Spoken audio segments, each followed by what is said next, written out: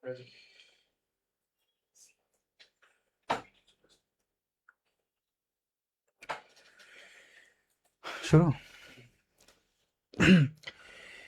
HSC 2026 ব্যাচের বাচ্চা কাচ্চারা কি অবস্থা সবার? সো তোমাদের অপেক্ষার প্রহর শেষ হচ্ছে। সো আমরা আজকে হচ্ছে হিসাব বিজ্ঞান প্রথম পত্রের আর্থিক বিবরণী টপিকটা এবং প্রিভিয়াস এর বোর্ড প্রশ্ন 2025 সালের গুরুত্বপূর্ণ এমসিকিউগুলো, মানে যে টার্মগুলো থেকে প্রশ্ন আসবেই, সো এমন কোশ্চেন অ্যানালাইসিস করে স্লাইড তৈরি করেছি। সো এই টপিকগুলো এমনভাবে পড়াবো, এই কনসেপ্টগুলো এমনভাবে ক্লিয়ার করব যাতে করে তুমি হচ্ছে কনসেপ্ট পুরোপুরি ক্লিয়ার হয়ে যায় এবং তুমি সহজেই পরীক্ষায় গিয়ে আনসার করে আসতে পারো। সে এমনভাবে শেখাবো, ঠিক আছে? তো দেখো, ওয়ার্কশপে ইংরেজি ক্লাস হয়েছে অলরেডি তোমাদের, কিন্তু হিসাব বিজ্ঞান ক্লাসের অপেক্ষা তোমরা ছিলে। তো আজকে ইনশাল্লাহ আমরা একদম হিসাব বিজ্ঞানের বিশেষ করে কিভাবে তুমি শর্টকাট ট্রিক্সে কিভাবে অ্যান্সারগুলো 10 সেকেন্ডে বের করবা, হ্যাঁ 15 সেকেন্ডে বের করবা, 5 সেকেন্ডে বের করবা, যেটা পরীক্ষার হলে গিয়ে আমরা অনেক সময় 1 মিনিট 2 মিনিট সময় লস করে ফেলি, ওই টেকনিক এবং ট্রিক্সগুলোই শেখাবো, ঠিক আছে? আমাদের এই হিসাব বিজ্ঞান ওয়ার্কশপের ক্লাসগুলো করলে তুমি 30-এর মধ্যে অ্যাট লিস্ট 27-28 ইনশোর করতে পারবা, ইজিলি পারবা, ঠিক আছে? জাস্ট ক্লাসগুলো করলেই হবে। তো আমি হচ্ছে আজকে যেহেতু ফার্স্ট ক্লাস, শুরুতেই তোমাদেরকে বলবো যে প্রত্যেকে লাইভটি শেয়ার করে দিব, একা শিখলে হবে না, বন্ধুদেরকে নিয়ে শিখতে হবে। আর বিশেষ করে আমাদের যারা টেলিগ্রাম গ্রুপে যুক্ত আছে তারা তো ভালো, তোমরা আমাদের ফ্রেন্ডদেরকে যুক্ত করে দিবা এবং আজকে সবাইকে রিকোয়েস্ট করো তোমরা টেলিগ্রাম গ্রুপে যুক্ত হয়ে যাবে। এখানে আমরা ক্লাস সাজেশন এবং ওভারঅল তোমাদের প্রবলেমগুলো সলভ করে এবং গাইডলাইনের মধ্যে রাখবো, ঠিক আছে? তো একটু আমাকে বলো সব কিছু ঠিকঠাক কিনা। আমি একটু শেয়ার করে দিচ্ছি, জাস্ট একটু সময় নিচ্ছি। আর তোমরা কিন্তু যদি হচ্ছে পিডিএফ পেতে চাও তাহলে কিন্তু লাইভটি অবশ্যই শেয়ার করতে হবে, ঠিক আছে? আমি শেয়ার করে দিচ্ছি গ্রুপগুলোতে, দেন হচ্ছে ক্লাস শুরু করব। তোমাদেরকে বলবো প্রত্যেকেই শেয়ার করে দাও, ঠিক আছে? প্রত্যেকেই হচ্ছে শেয়ার করে দেবো লাইভটি। আর বিশেষ করে হচ্ছে আমি আমাদের টেলিগ্রাম গ্রুপে লিঙ্কটা দিয়ে দিতেছি। ওকে, একটু ওয়েট করি সবাই। যারা যারা যুক্ত হয়েছে আমাকে একটু জানাও কে কোথা থেকে ক্লাস করতেছো, বিশেষ করে যেহেতু আজকে ফার্স্ট ক্লাস হচ্ছে, তোমাদের কলেজ কোনটা, কোন জেলা থেকে ক্লাস করতেছো, হ্যাঁ এটা একটু জানাও। আর প্রত্যেকে শেয়ার করে দাও, পিডিএফ পেতে হইলে লাইভটি শেয়ার করতে হবে। এবং হিসাব বিজ্ঞান কতটা সহজভাবে ম্যাথ সলভ করা যায় এবং কত ট্রিক্সে শেখা যায় সেটা আজকে ক্লাস করলে তুমি বুঝতে পারবা, ঠিক আছে? সো দ্রুত হচ্ছে বন্ধুদের মাঝে শেয়ার করে দাও, প্রত্যেকেই শেয়ার করো এবং বন্ধুদের মেনশন করো। আর স্ক্রিনশট দিলে তুমি কিন্তু পিডিএফ পাবে, আর আদারওয়াইজ কিন্তু পাবে না। ওকে, সো ডান। আমি টেলিগ্রাম গ্রুপে দিয়ে দিলাম ক্লাস লিঙ্কটা।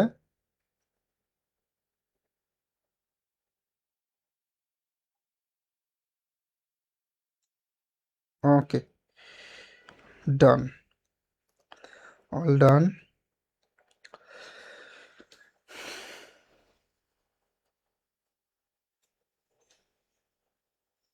তো একটু আমাকে বলো সবকিছু ঠিকঠাক কিনা। আমি একটু শেয়ার করে দিচ্ছি, জাস্ট একটু সময় নিচ্ছি। আর তোমরা কিন্তু যদি হচ্ছে পিডিএফ পেতে চাও তাহলে কিন্তু ওকে, ডান। সাউন্ডটা এখানে মনে হচ্ছে ঠিক আছে, তোমরা তারপর একটু জানাও ঠিক আছে কিনা। হ্যাঁ, প্রত্যেকে শেয়ার করে, ঠিক আছে? প্রত্যেকে শেয়ার করে দেবে লাইভটি।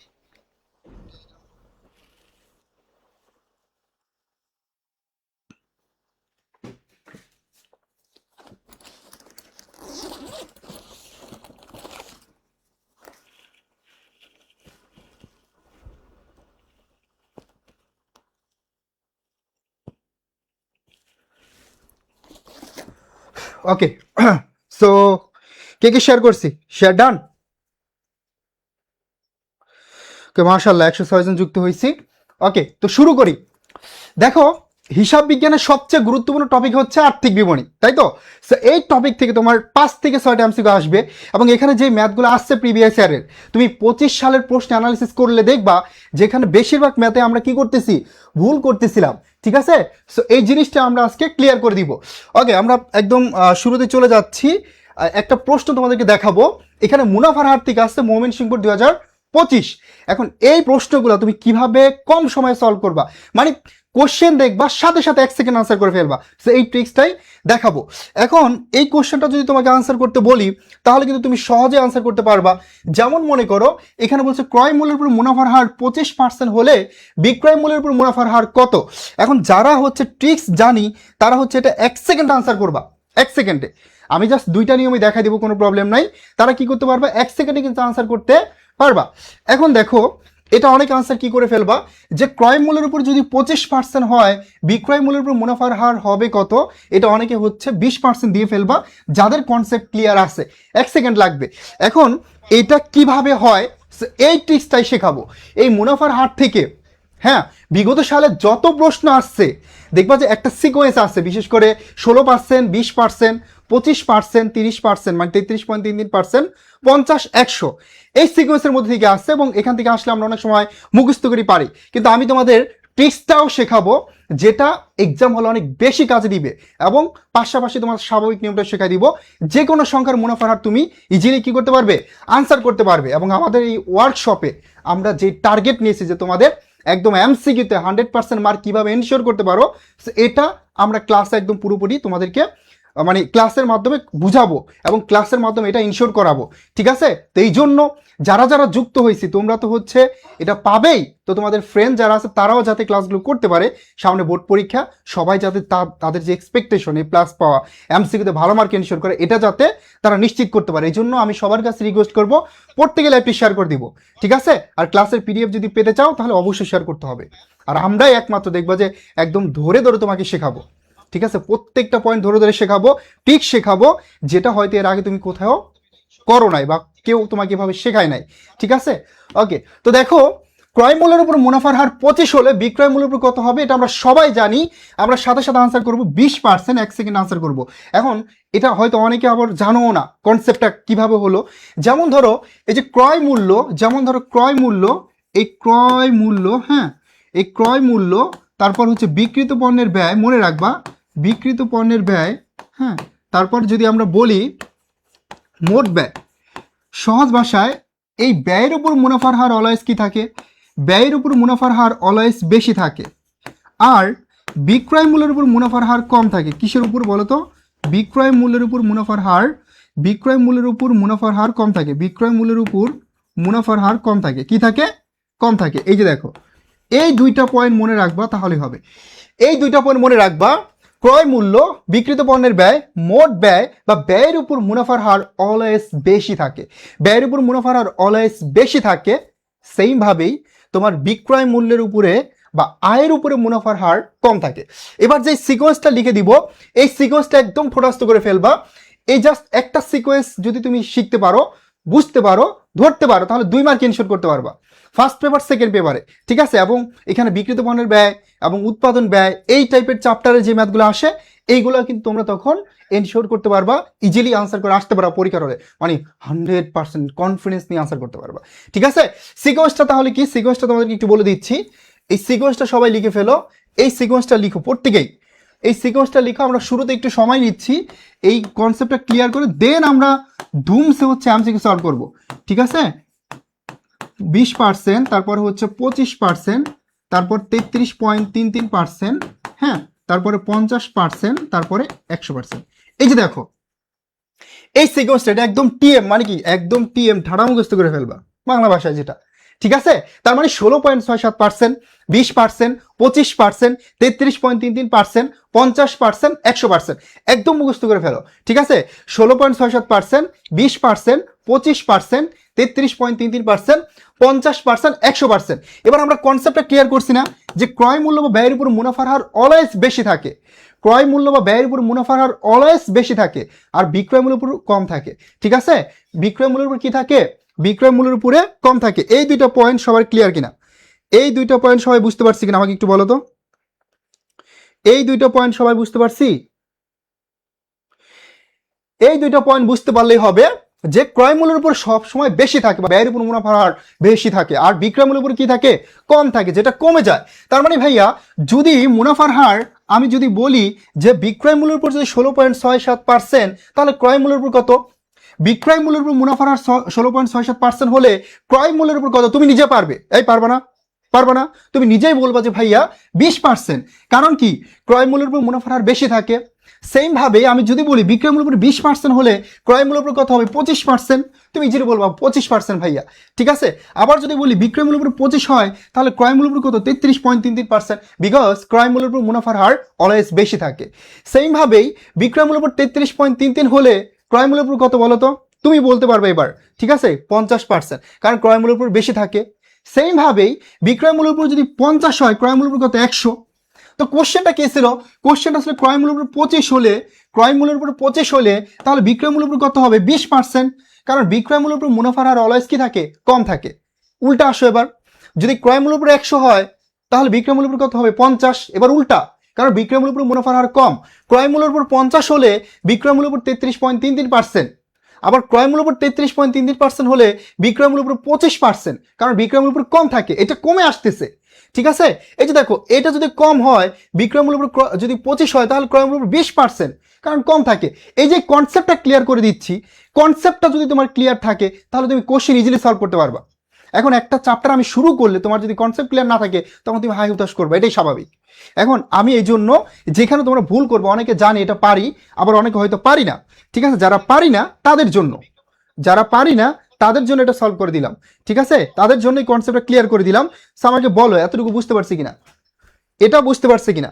এবার তুমি হচ্ছে নিজে কিন্তু আনসার করতে পারবা যে ক্রয় মূল্যের উপরে মুনাফার অলওয়েজ বেশি, বিক্রয় মূল্যের উপর কম, এই সিকোয়েন্সটা মুখস্থ করে ফেলবা, তাহলে এই সিকোয়েন্সের বাইরে থেকে কোশ্চেন আসবে না।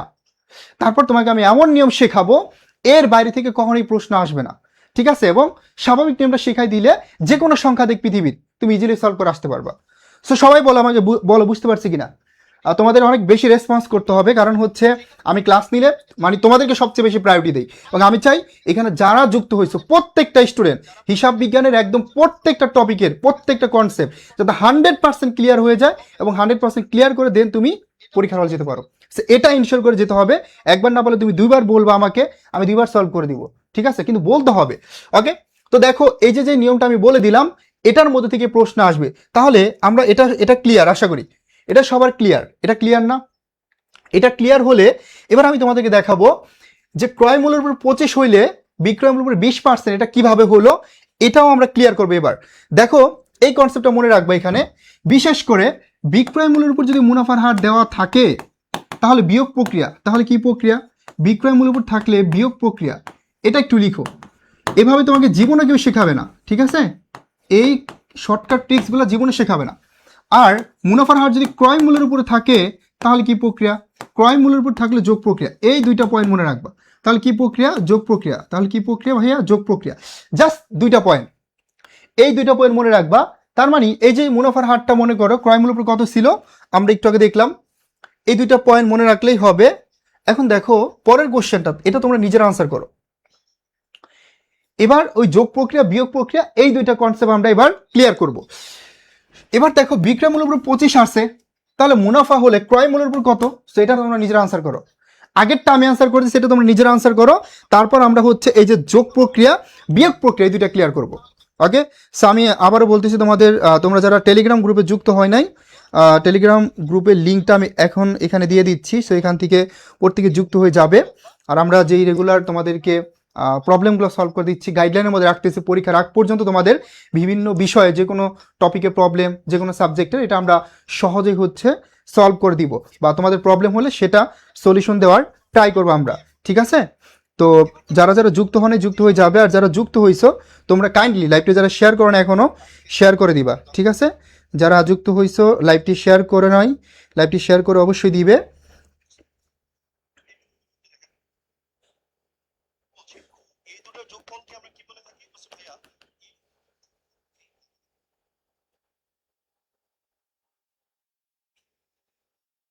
ওকে, এটা তাহলে নিজের আনসার করো।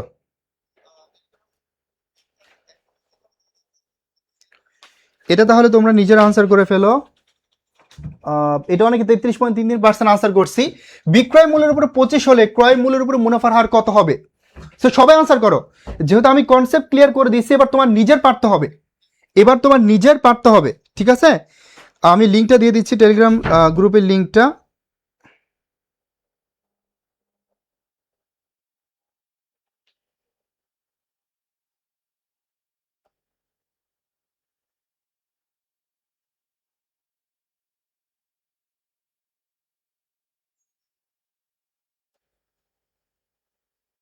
ওকে, লিঙ্ক কপি ডান।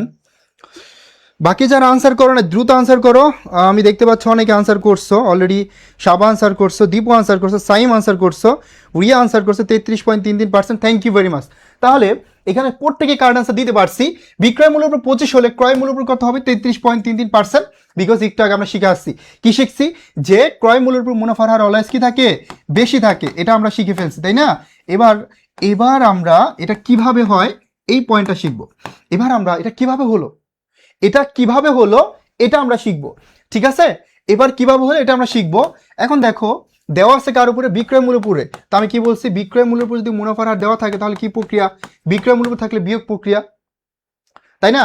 এবং এটা তুমি মনেও রাখতে পারবা কিভাবে, দেখো এখানে বিক্রয়ের প্রথমে বি আছে, বিয়োগের প্রথমে বি, তার মানে বিক্রয়ের প্রথমে বি, বিয়োগের প্রথমে বি, তার মানে বিক্রয় মূল্যের উপর থাকলে বা আয়ের উপর থাকলে বিয়োগ প্রক্রিয়া। ঠিক আছে, আর ক্রয় মূল্য ব্যয় বিক্রিত পণ্যের ব্যয়ের উপর থাকলে যোগ প্রক্রিয়া। দ্যাটস ইট, এতটুকুই। তাহলে কি প্রক্রিয়া? যোগ প্রক্রিয়া। ঠিক আছে, তার মানে ভাইয়া বিয়োগ প্রক্রিয়া। ক্রয় মূল্যের উপর কত আছে? 25%। তাহলে দেখো যে উপরে 25 আর নিচে কি হবে? এই যে 100 থেকে 25 মাইনাস হবে, যেহেতু মুনাফার হার তাহলে 100 দ্বারা গুণ করতে হবে। ঠিক আছে, তার মানে উপরে 25, নিচে কত হবে ভাইয়া? এই যে 100 থেকে 25 গেলে 75, ইন্টু কত? ইন্টু হচ্ছে 100। এখন দেখো 25 একে 25, 3 25 75, 3 ধারা ভাগ করলে 33.33%, 3 ধারা ভাগ করলে 33.33%। ক্লিয়ার? তাহলে এই যে দেখো এখানে আমরা পেলাম মুনাফার হার যদি বিক্রয় মূল্যের উপর 25 হয়, ক্রয় মূল্যের উপর কত? 33.33%। এবার যে কোনো সংখ্যায় হোক ভাই, তোমাকে কেউ আটকাতে পারবে? মনে করো 12%, 30%, 50%, 60%, 150%, তারপর হচ্ছে মনে করো 300%, 600%। আটকাতে পারবে? কেউ পারবে না।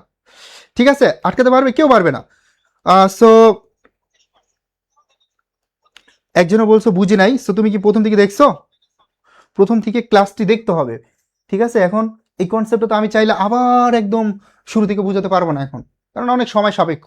যারা শুরু থেকে করছে তাদেরকে, যারা করছে তারা তো হচ্ছে অবশ্যই বুঝছে, আর যারা বুঝে নাই তারা হচ্ছে তাদের জন্য আমি আরেকবার রিপিট করবো, সমস্যা নাই। কিন্তু আমার কাছে আমার রিকোয়েস্ট থাকবে তুমি আরেকবার দেখে নিবা ক্লাসটা শুরু থেকে। ঠিক আছে, এটা ছিল এমন যে ক্রয় মূল্যের উপর থাকলে যোগ প্রক্রিয়া, আর বিক্রয় মূল্যের উপর থাকলে বিয়োগ প্রক্রিয়া। একটা সিকোয়েন্সে লিখে দিছি, 16.67%, 20%, 25%, 33.33, 50, 100। তার মানে ক্রয় মূল্যের উপর থাকলে বেশি, বিক্রয় মূল্যের উপর কম। কিভাবে দেখাই দিছি লিখে লিখে সুন্দর করে। আর এখানে যে নিয়মটা দেখালাম, বিক্রয় মূল্যের উপর থাকলে বিয়োগ প্রক্রিয়া, ভালো করে খেয়াল করো, 100% বুঝবা। বিক্রয় মূল্যের উপর থাকলে বিয়োগ প্রক্রিয়া, তার মানে ভাইয়া 25, উপরে 25, নিচে 100 থেকে 25 মাইনাস করবা। তার মানে 100 থেকে 25 মাইনাস করলে 75, 25 থেকে 25, 3 25 75, 3 দ্বারা 100কে ভাগ করলে 33.33%। বুঝতে পারছি? এটা তো সহজ, তাই না?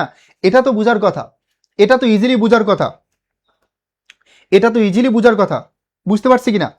বিয়োগ প্রক্রিয়া, জাস্ট বিয়োগ প্রক্রিয়া। দেখো যদি বিক্রয় মূল্য থাকলে তাহলে বিয়োগ প্রক্রিয়া, দ্যাটস ইট, এতটুকুই।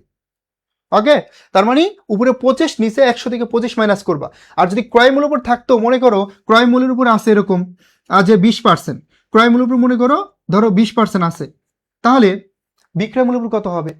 তো দেখো যদি হচ্ছে আমরা এটা বের করছি কি, এটা হচ্ছে বিক্রয় মূল্য ছিল ক্রয় মূল্য, আর এটা ধরো মনে করো ক্রয় মূল্যের উপর আছে 20%, তাহলে ক্রয় মূল্য থাকলে কি প্রক্রিয়া? যোগ প্রক্রিয়া। 100 সাথে 20 যোগ করো, ইন্টু 100। তার মানে দেখো 20 একে 20, এখানে কত হবে? 6 20 120, এই ভাগ করলে 16.67%। তার মানে ক্রয় মূল্যের উপর যদি 20 হয় তাহলে বিক্রয় মূল্যের উপর 16.67%। That's it. এবার ক্লিয়ার কিনা? সো আমি দুইটাই তোমাদের কনসেপ্ট ক্লিয়ার করে দিলাম। ঠিক আছে, দুইটার কনসেপ্টে ক্লিয়ার করে দিলাম। মুনাফার হার থেকে আশা করি প্রশ্ন আসলে তুমি ইজিলি আনসার করতে পারবে ইনশাল্লাহ। ওকে, আমরা পরবর্তী কোশ্চেনে চলে যাচ্ছি। এবার এই কোশ্চেনটা তোমরা নিজের আনসার করবে। আমি দুইটা নিয়ম যেহেতু দেখাই দিয়েছি, সো আমি বিশ্বাস করি আমার প্রত্যেকটা স্টুডেন্ট এখানে each and everyone so correct answer বের করতে পারবে ইনশাল্লাহ। ঠিক আছে, তো সবাই একটু ট্রাই করি। আর ক্লাস শেষ পর্যন্ত করতে হবে, একটা সিঙ্গেল স্টুডেন্ট আমরা ক্লাস শেষ না করে বের হব না। বিকজ এখানে এমনভাবে আমরা শিখবো যাতে করে এমসিকিউতে আমরা একদম 100% মার্ক ইনশিওর করতে পারি। এবং আমি তোমাদেরকে জাস্ট ওই জায়গাগুলোতে ফোকাস করব যেখান থেকে প্রশ্ন আসবে। যেই জায়গায় তুমি ভুল করতে পারো ওই জায়গাটা তোমাদেরকে আমি দেখাই দিব। ঠিক আছে, যেখানে তুমি ভুল করবা ওই জায়গাটা আমি হচ্ছে কি করব, ওই জায়গাটা হচ্ছে ক্লিয়ার করে দিব। তার মানে ক্লাস একদম A to Z দেখতে হবে। আর যারা হচ্ছে শেয়ার করে নাই টাইমলাইনে এখন পর্যন্ত শেয়ার করো না এই ক্লাসটি, দ্বারা প্রত্যেকে শেয়ার করে দাও, শেয়ার করে বন্ধুদেরকে মেনশন করো, পেজে নক দাও, দিলে তোমাকে পিডিএফটা দিয়ে দিবে, ঠিক আছে? আর যেহেতু হচ্ছে আমরা একদম ফ্রিতে তোমাদেরকে প্রিপারেশন নিয়ে দিচ্ছি, তার মানে এটা তোমার নৈতিক দায়িত্ব অ্যাজ এ স্টুডেন্ট, তাই না? তোমাদের জন্য আমরা সব কিছু করার জন্য প্রস্তুত আছি, বাট তোমাদের সর্বোচ্চ পরিমাণ রেসপন্স লাগবে। যদি এটা হয় তাহলে আমরা ক্লাস কন্টিনিউ করবো, আদারওয়াইজ না, যেহেতু ফ্রিতে দিচ্ছি। অলরেডি আমরা অনেকে আনসার করছি, যারা বুঝতে পারছি, বিশেষ করে আমাদের সজীব আনসার করছে, আজিজুল আনসার করছে, মুন্না আনসার করছো, রিদা আনসার করছো, হ্যাঁ শেহনাজ রিদা, তারপরে সোনি আনসার করছে, Sulaiman Hossain, okay great, thank you very much. কে কে শেয়ার করছে একটু হাত তুলি, মানে ডান লিখি, যারা যারা শেয়ার করছে একটু ভাইয়াকে ডান লিখো, জাস্ট 30 সেকেন্ড সময়। নাহিয়ান চৌধুরী আনসার করছো, তার মানে সবাই বুঝতে পারছি। এই ভাই 2 মার্ক কমন, মানে আমি তোমাকে বলে দিব যে এখান থেকে 2 মার্ক, মানে এখান থেকে 2 মার্ক কমন থাকবে তোমার, 100% শিওর থাকে। আমি পরের কনসেপ্টে যখন যাবো তখন বলে দিবে এখান থেকে কোশ্চেন কমন থাকবে, ঠিক আছে? কারণ বোর্ড পরীক্ষা দেখবা যে বিগত সালে নির্দিষ্ট কিছু জায়গা থেকে, নির্দিষ্ট কিছু কনসেপ্ট থেকে প্রতি বছর প্রশ্ন হইতে আসছে, এর বাইরে থেকে আসবে না। আগে হয়তো একটু সংখ্যাটা চেঞ্জ করে দিতে পারে, এতটুকুই। তা আমরা আলহামদুলিল্লাহ এখানে প্রত্যেকটা স্টুডেন্ট আমি দেখতে পাচ্ছি যে কারেন্ট আনসার দিতে পারছে, মাশাল্লাহ।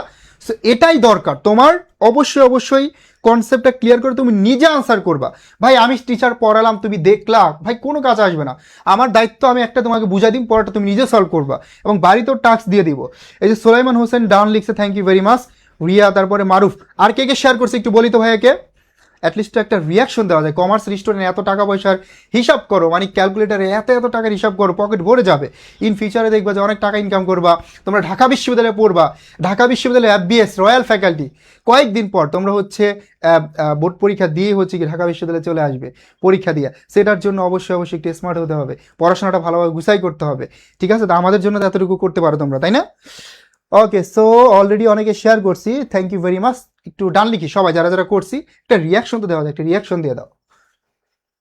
ওকে, তাহলে ক্রয় মূল্যের উপর যদি 50% হয়, বিক্রয় মূল্যের উপর 33.33%, তুমি 1 সেকেন্ড আনসার করো। আমি যে সিকোয়েন্সটা শিখাই দিছি, জাস্ট 1 সেকেন্ড লাগবে আনসার করতে।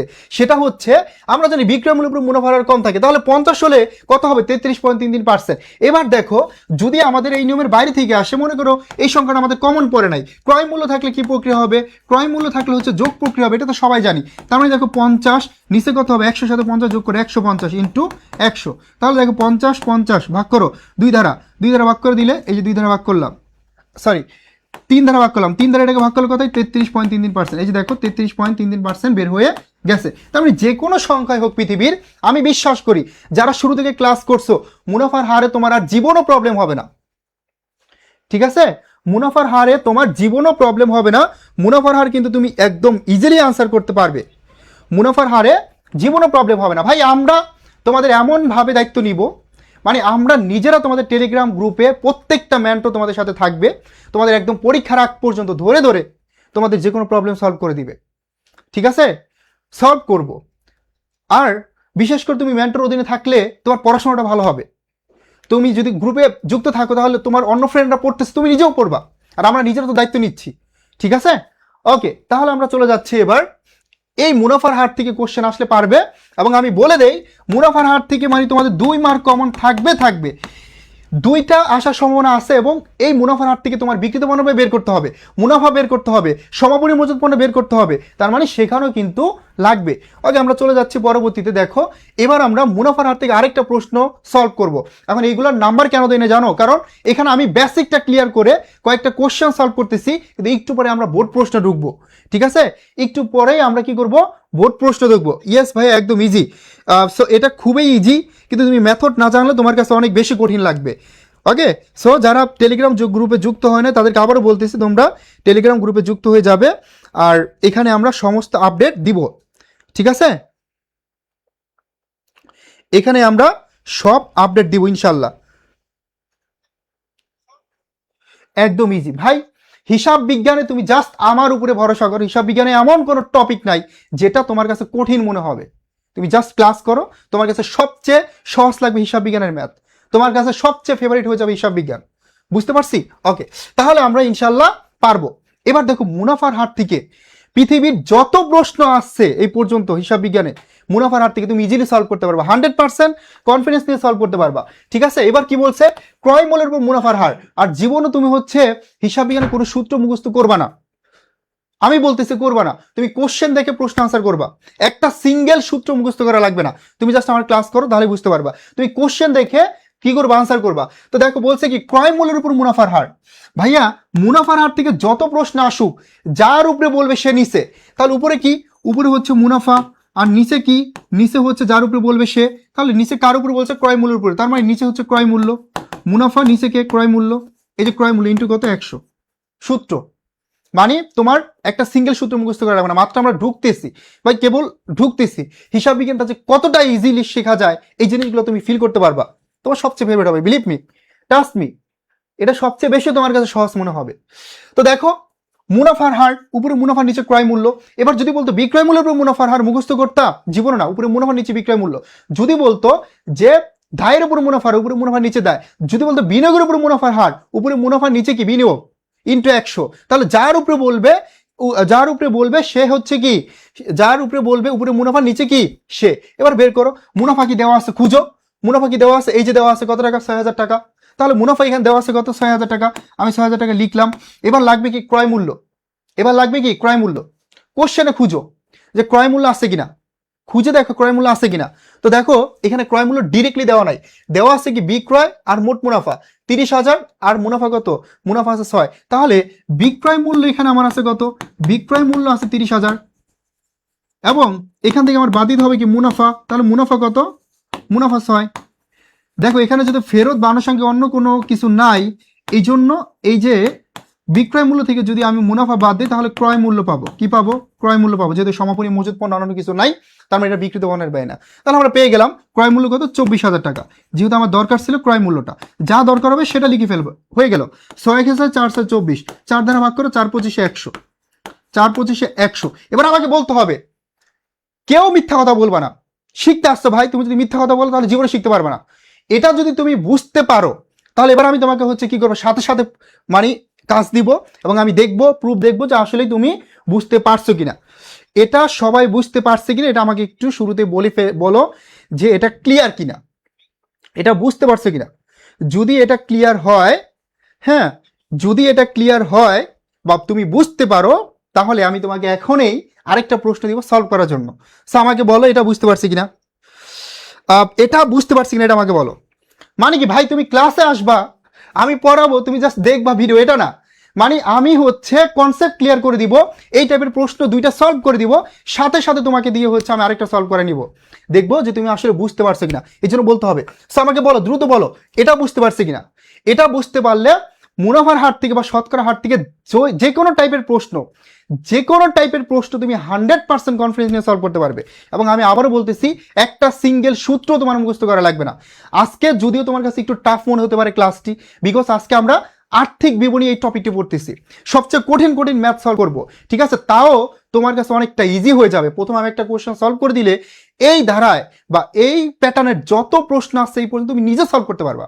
আমাকে বলো দ্রুত দ্রুত, ফার্স্ট বলো যে কে কে বুঝতে পারছি, ফার্স্ট বলো কে কে বুঝতে পারছি। সবাই বলছো বুঝতে পারছি, তাহলে আমি এবার তোমাদেরকে একটা প্রশ্ন দিচ্ছি সলভ করার জন্য। এবার প্রমাণ হয়ে যাবে যে কে কে বুঝতে পারছে আসলে। সো তোমরা হচ্ছে বেসিকটা ক্লিয়ার করো ভাইয়া। এখন যে টাইপের প্রশ্ন আসতেছে, অবশ্যই তোমার বেসিক ক্লিয়ার না থাকলে তুমি কিন্তু ভালো করতে পারবে না। অ্যানালাইসিস, হ্যাঁ বিশ্লেষণমূলক প্রশ্নগুলো আসতেছে, অ্যানালিটিক্যাল কোশ্চেন আসতেছে, আমরা অবশ্যই বুঝে বুঝে পড়তে হবে। ভাই প্লিজ আবার বুঝান, কোনো ব্যাপার না। দেখো ভালো করে, আমি কিন্তু একটা প্রশ্ন না, এখানে আরো 10 টাইপের প্রশ্ন আসতে পারে, সবগুলো সলভ করে দিছি। একটা প্রশ্ন দিয়ে আরো 10 ধরনের প্রশ্ন আসতে পারে, এটার নিয়ম সব শিখাই দিছি। এটা ভালো করে খেয়াল করো, বলছে ক্রয় মূল্যের উপর মুনাফার হার কত, কি বলছে, মানে মুনাফার হার ক্রয় মূল্যের উপর কত, এটা বলছে না। তার মানে ক্রয় মূল্যের উপর মুনাফার হার কত, এটা বলছে। তাহলে উপরে মুনাফা নিচে কি ক্রয় মূল্য, উপরে কি মুনাফা নিচে কি ক্রয় মূল্য ইন্টু 100। শতকরা হার থেকে যত প্রশ্ন আসবে তুমি ইন্টু 100 দ্বারা গুণ করবা। তাহলে দেখো উপরে মুনাফা নিচে ক্রয় মূল্য ইন্টু 100। এবার মুনাফা কত আছে, মুনাফা আছে 6,000 টাকা, আমি লিখে ফেললাম 6,000 টাকা। বাট আমার লাগবে ক্রয় মূল্য, ক্রয় মূল্যকে আমি পাইছি, ক্রয় মূল্যকে আমার দেওয়া আছে এখানে, দেখো খুঁজে দেওয়া নাই, দেওয়া আছে কি বিক্রয় মূল্য কত টাকা, 30,000 টাকা।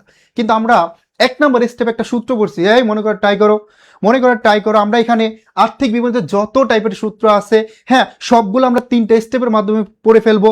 3টা স্টেপ বা 3টা সিকোয়েন্স আমরা দিব, এই 3টা সিকোয়েন্সের মাধ্যমে তুমি ইজিলি মুখস্থ করে ফেলতে পারবা। এবং এই সূত্রগুলো না সিকোয়েন্স মনে রাখবা, তাহলেই হবে। তাহলে ভাইয়া এই ক্রয় মূল্য কিভাবে বের করবো? বিক্রয় মূল্য থেকে মুনাফা 6,000 টাকা বাদ দিছি, বিক্রয় মূল্য আসলে 30, মুনাফা 6, বাদ দিলে 24,000 টাকাই আমার ক্রয় মূল্য। That's it. এবার এই কাটাকাটি তোমরা তোমাদের যদি ছোট ভাই বোন থাকে যারা 4-এ পড়ে, 3-তে পড়ে, ওদের দিলে ওরাও কাটতে পারবে। 6 × 6, 4 × 6 24, 4 × 25 100। গাড়ি। সো আমরা যারা ভালো পারি ভাইয়াপুরা, জাস্ট একটু ধৈর্য নিয়ে শিখো। তুমি যদি সময় দাও, তুমি যদি হচ্ছে একটু ধৈর্য নিয়ে শিখো, তাহলে অবশ্যই এখান থেকে অনেক কিছু শেখার আছে এবং তোমরা কিন্তু 100% উপকৃত হবে। ঠিক আছে, 100% উপকৃত হবে। সো এবার আমি একটা প্রশ্ন দিব তোমাদের সলভ করতে, দেখি কে কে পারি। এবার আমি তোমাদের একটা কোশ্চেন দিব, দেখি কে কে আনসার করতে পারো। ওকে, সো নিজেরা বুঝতে পারলে এবার আমি একটা কোশ্চেন দিব। এবার তোমরা সলভ করো এই প্রশ্নটাই, মনে করো এই প্রশ্নটাই, হ্যাঁ, এই কোশ্চেনটাই মনে করো এবার আমরা চেঞ্জ করে দিতেছি। এবার মনে করো তোমাদের আরো সহজ করে দিলাম। সহজ কি বলো তো? এবার বলছে বিক্রয় মূল্যের উপর মুনাফার হার কত, তাহলে কত হবে? সবাই আনসার করো, ফাঁকি দিলে চলবে না, ফাঁকি দেওয়া যাবে না, সবাই আনসার করো। বিক্রয় মূল্যের উপর মুনাফার হার কত হবে? এবার ক্রয় মূল্য না বলে যদি বলতো, ধরো ক্রয় মূল্য নাই, বলছে বিক্রয় মূল্যের উপর মুনাফার হার কত, একদম সহজ। বিক্রয় মূল্যের উপর মুনাফার হার কত, আনসার করো, এটা আনসার করো ঝটপট, এটা আনসার করো। এই দুইটা সিকোয়েন্স শেখানোর পর আমরা সরাসরি চলে যাব ভাইয়াপুরা আমরা ভোট প্রশ্নে। এইগুলো ভোট প্রশ্ন, কিন্তু এটা আমি হচ্ছে মেথডে শিখালাম যাতে করে এই ধারাবাহিকতা যত প্রশ্ন আসছে এগুলো তুমি সলভ করতে পারো, এই জন্যই শেখানো। এর বাইরে থেকে আর প্রশ্ন আসবে না, ঠিক আছে? ওকে, তো আমাকে বলো ভাইয়াপুরা বুঝতে পারছি কিনা, সবার কনসেপ্ট ক্লিয়ার কিনা, সবার কনসেপ্ট ক্লিয়ার কিনা?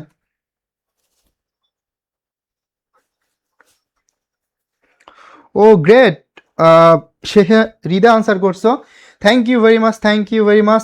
হৃদা আনসার করে ফেলছে সবার আগে 20%, কিন্তু হয়েছে কি হয়েছে না সেটা একটু পরে, এটা একটু আমরা পরে হচ্ছে বলবো। আর আমরা এখানে অনেক অনেক শিক্ষার্থী আছি, সবাইকে আবারও বলবো ভাইয়া পুরো প্রত্যেকের কাছে রিকোয়েস্ট থাকবে, সবাই লাইভটি শেয়ার করবো, ঠিক আছে?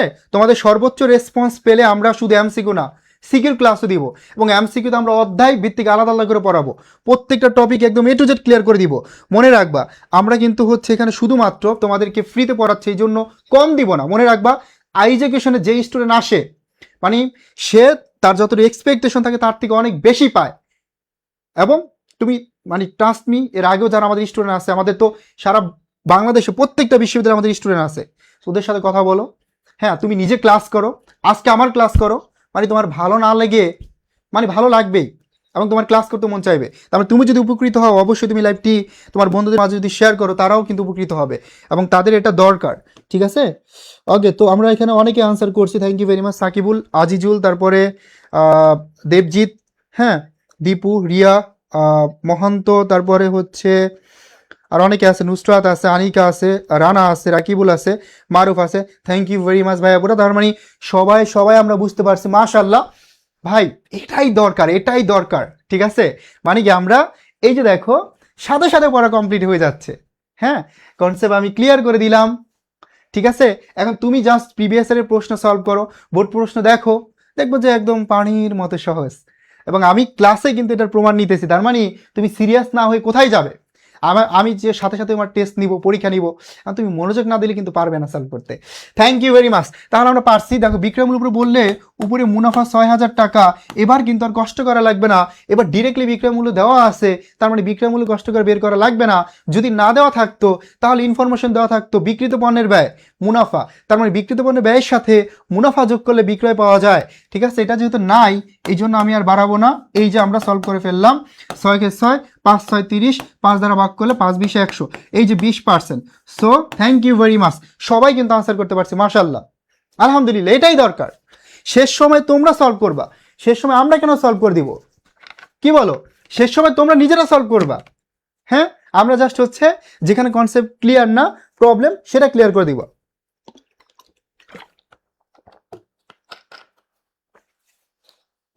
সামিয়া, ওকে, এবার বলো আমাকে মুনাফার হার এবং শতকরা হার, এই দুইটা থেকে প্রশ্ন আসলে আমরা সবাই পারবো কিনা?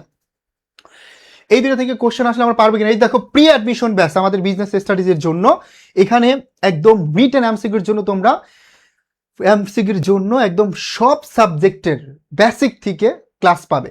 আর আমরা হচ্ছে লেকচার শিটটাও ফ্রি দিব, পাশাপাশি প্রি অ্যাডমিশনের আগে অ্যাডমিশনের আগে তোমাদের এইচএসসির জন্য এই ক্লাসগুলো দিচ্ছি। এখানে এই ক্লাসগুলো অলরেডি কিছু ক্লাস হয়ে গেছে অর্ধেক, বাকি অর্ধেকও হবে। আর আমরা হচ্ছে মূলত এইচএসসির পরে গিয়ে আমাদের মেইন খেলাটা হবে, ঠিক আছে। একদম অ্যাডমিশনের জন্য ডিওয়াইসি ব্যাচ, টার্গেট ডিওয়াইসি ব্যাচ, একদম আমাদের এই প্ল্যাটফর্মের যে টিচার প্যানেল প্রত্যেকের ব্যাকগ্রাউন্ড ঢাকা বিশ্ববিদ্যালয়ের 20 বছর 22 বছর অভিজ্ঞতা আছে পড়ানোর, ঠিক আছে। জাস্ট ক্লাস করো, এবং ক্লাস করলে বুঝতে পারবা যে আসলে আমরা কিভাবে পড়াই। একদম লেকচার শিট আমরা নিজেরা দিয়ে দিব, এক্সাম থাকবে। এক কোর্সে ভর্তি হলে পরবর্তীতে যে আমাদের কোর্সগুলো আসবে ওইগুলো তোমরা ফ্রি পাবে, ঠিক আছে। এবং বর্তমানে ডিসকাউন্টে ভর্তি চলছে কিন্তু মাত্র 3,999 টাকা। এটা কিন্তু পরবর্তীতে আর থাকবে না এই সুযোগটা। তুমি এখন ভর্তি হলে কিন্তু এই যে ক্লাসগুলো এগুলো সম্পূর্ণ ফ্রিতে পাবে, আর্কাইভ ক্লাসগুলো ফ্রিতে থাকবে, আমাদের গাইডলাইনের অধীনে থাকবে, শেষে ম্যারাথন ক্লাসগুলো করতে পারবা, ঠিক আছে। সো পেজে নক দিয়ে বিস্তারিত জেনে দ্রুত ভর্তি হয়ে যাও। ওকে, সো এবার আমরা একটা প্রশ্ন সলভ করবো, যদিও এই কোশ্চেনটা একটু ভেঙে গেছে কিন্তু বুঝবা, আমি বলে দিব। এটাও মুনাফার হাট থেকে বলছে 2024 সালে জনাব মুশফিকের, এটা হয়তো তোমার সিলেট বোর্ডে আসছে 2025-এ, সিলেট বোর্ড 2025-এ আসছে এই কোশ্চেনটা। এখন দেখো জনাব মুশফিক ব্যবসায়ের বিক্রিত পণ্যের ব্যয়, হ্যাঁ বিক্রিত পণ্যের ব্যয় দাঁড়ায় 4,50,000। এটা আনসার করো। তিনি 25% মুনাফায় পণ্য বিক্রি করেন, বছর শেষে তার নিট মুনাফা দাঁড়ায় কত টাকা? এই 10%। তাহলে মোট বিক্রয়ের পরিমাণ কত টাকা? সো এটা আমি জানি সবাই পারবা, সবাই আনসার করতে পারবা, প্রত্যেকে ট্রাই করি। এটাও কিন্তু মুনাফার হাট থেকে আসছে, এই প্রশ্নটাও কিন্তু মুনাফার হাট থেকে আসছে। লাইভ কখন শেষ হবে? এই যে দেখো এই টাইপের স্টুডেন্টগুলা এরা হচ্ছে ক্লাস আসার আগে বলতেছে লাইভ কখন শেষ হবে। আরে বাবা তুমি হচ্ছে কি ক্লাস আসে পড়তে, এবং আমি দাঁড়ায় দাঁড়ায় পড়াচ্ছি, কথা বলতেছি জোরে জোরে, চিল্লাই আমার কি প্রবলেম হচ্ছে না? সো ক্লাসে আসছো, ক্লাস করো। ক্লাস কখন শেষ হবে এটা নিয়ে মাথা ব্যথা কেন? সমস্যা নেই সুমাইয়া জান্নাত, 2027 ব্যাচ বলো 26 ব্যাচ বলো, সবাই কিন্তু ক্লাস করতে পারবা। এবং যারা সফল হয় তারা কিন্তু আগে আগেই শুরু করে প্রিপারেশন, ঠিক আছে। তো ক্লাস আমরা অ্যাটলিস্ট 1.5 ঘন্টা তো নিব, ঠিক আছে। সো প্রবলেম নেই, ক্লাস করো, মনোযোগ দিয়ে ক্লাস করো। তাহলে বিক্রয়ের পরিমাণ কত টাকা হবে? একটু সময় কেন নিচ্ছে জানো? যাতে তোমরা হচ্ছে আনসারটা দিতে পারো ওই জন্য, আর আমি সলভ করে দিব, সমস্যা নাই। এখন দেওয়া আছে কি বিক্রিত পণ্যের ব্যয় কত? 4,50,000। বিক্রিত পণ্যের ব্যয় দেওয়া আছে 4,50,000 টাকা। এবার দেখো বলছে তিনি 25% মুনাফায় পণ্য বিক্রি করেন। এখন মুনাফা বলছে তিনি 25% মুনাফায় পণ্য বিক্রি করেন, স্পেসিফিক ভাবে বলে নাই যে কার উপরে মুনাফার হার, বিক্রয় মূল্যের উপর নাকি ক্রয় মূল্যের উপরে। যদি বলে না দেয় মুনাফার হার কার উপরে, অলওয়েজ আমরা কার উপরে ধরবো? বিক্রয় মূল্য যদি বলে না দেয় কার উপরে, তাহলে অলওয়েজ আমরা ধরবো বিক্রয় মূল্যের উপরে। মুনাফার হার যদি স্পেসিফিক ভাবে নির্দিষ্টভাবে বলে না দেয় যে ক্রয় মূল্যের উপরে নাকি বিক্রিত পণ্যের ব্যয়ের উপরে বা ব্যয়ের উপরে, এটা যদি না বলে তখন আমরা বিক্রয় মূল্যের উপরে ধরবো। তার মানে ভাইয়া এই যে 25% মুনাফায় পণ্য বিক্রি করেন, তো দেখো বিক্রয় মূল্যের উপর যদি 25 হয়, আমার কিন্তু টাকার এমন বিক্রয় মূল্য 4,50,000 দেওয়া নাই, আমার দেওয়া আছে বিক্রিত পণ্যের ব্যয়। তাহলে মুনাফার হার যদি বিক্রয়ের উপর 25 হয়, ক্রয় মূল্যের উপরে বা ব্যয়ের উপর কত হবে? 33.33%। তাহলে এটা 33.33%, 33.33%। এই যে দেখো 33.33% করলে এখানে কথা 1,50,000 টাকা, 1,50,000 টাকা মুনাফা। এই 33.33% মানে হচ্ছে ভাইয়া 1/3।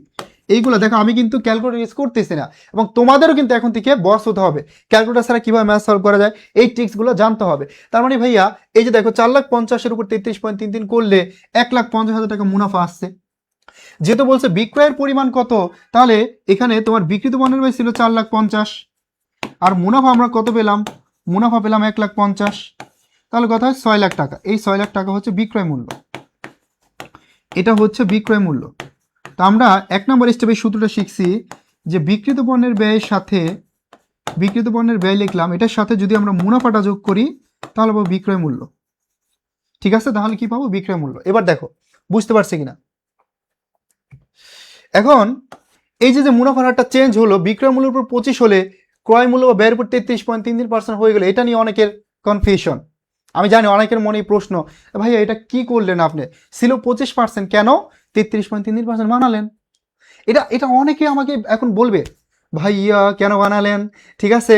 এখন যারা শুরু থেকে ক্লাস করছে, একদম শুরু থেকে যারা ক্লাস করছে তাদের কিন্তু এই কনসেপ্টটা ক্লিয়ার, তাদের মনে কিন্তু এই প্রশ্ন আসতেছে না। বাট যারা এখন যুক্ত হয়েছে তাদের মনে কিন্তু এই সেম প্রশ্ন, ঠিক আছে। সেইটা এখন কনফিউশনটা ক্লিয়ার করে দিব।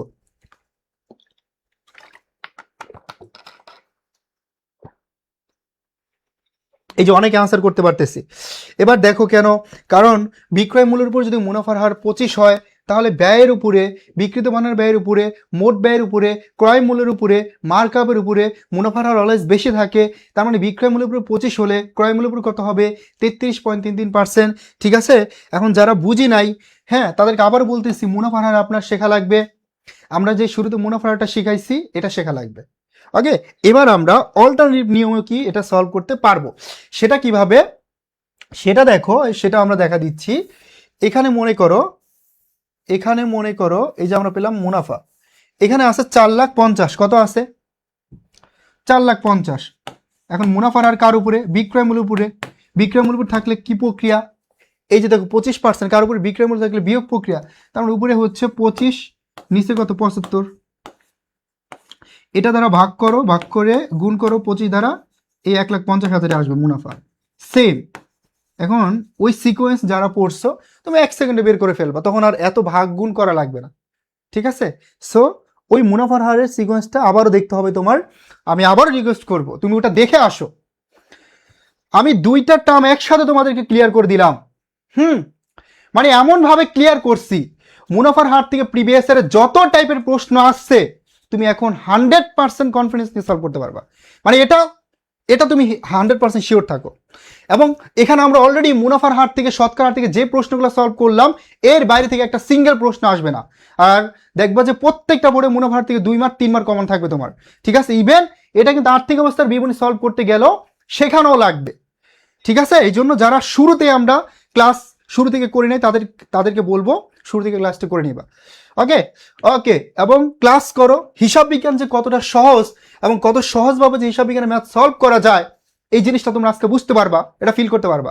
মানে তোমার সবচেয়ে ফেভারিট সাবজেক্ট হয়ে যাবে হিসাব বিজ্ঞান। আমাদের ম্যাথের একটা ভয় কাজ করে, ম্যাথ দেখলে একটা ভয় কাজ করে, ভাই ম্যাথ তো পারি না, ম্যাথ সলভ করতে গেলে অনেক সময় চলে যায়। এই জন্য ট্রিক্সগুলা, এই জন্য তোমার হচ্ছে ক্যালকুলেটর ছাড়া কিভাবে কোশ্চেন সলভ করা যায় এই জিনিসটা শিখতে হবে।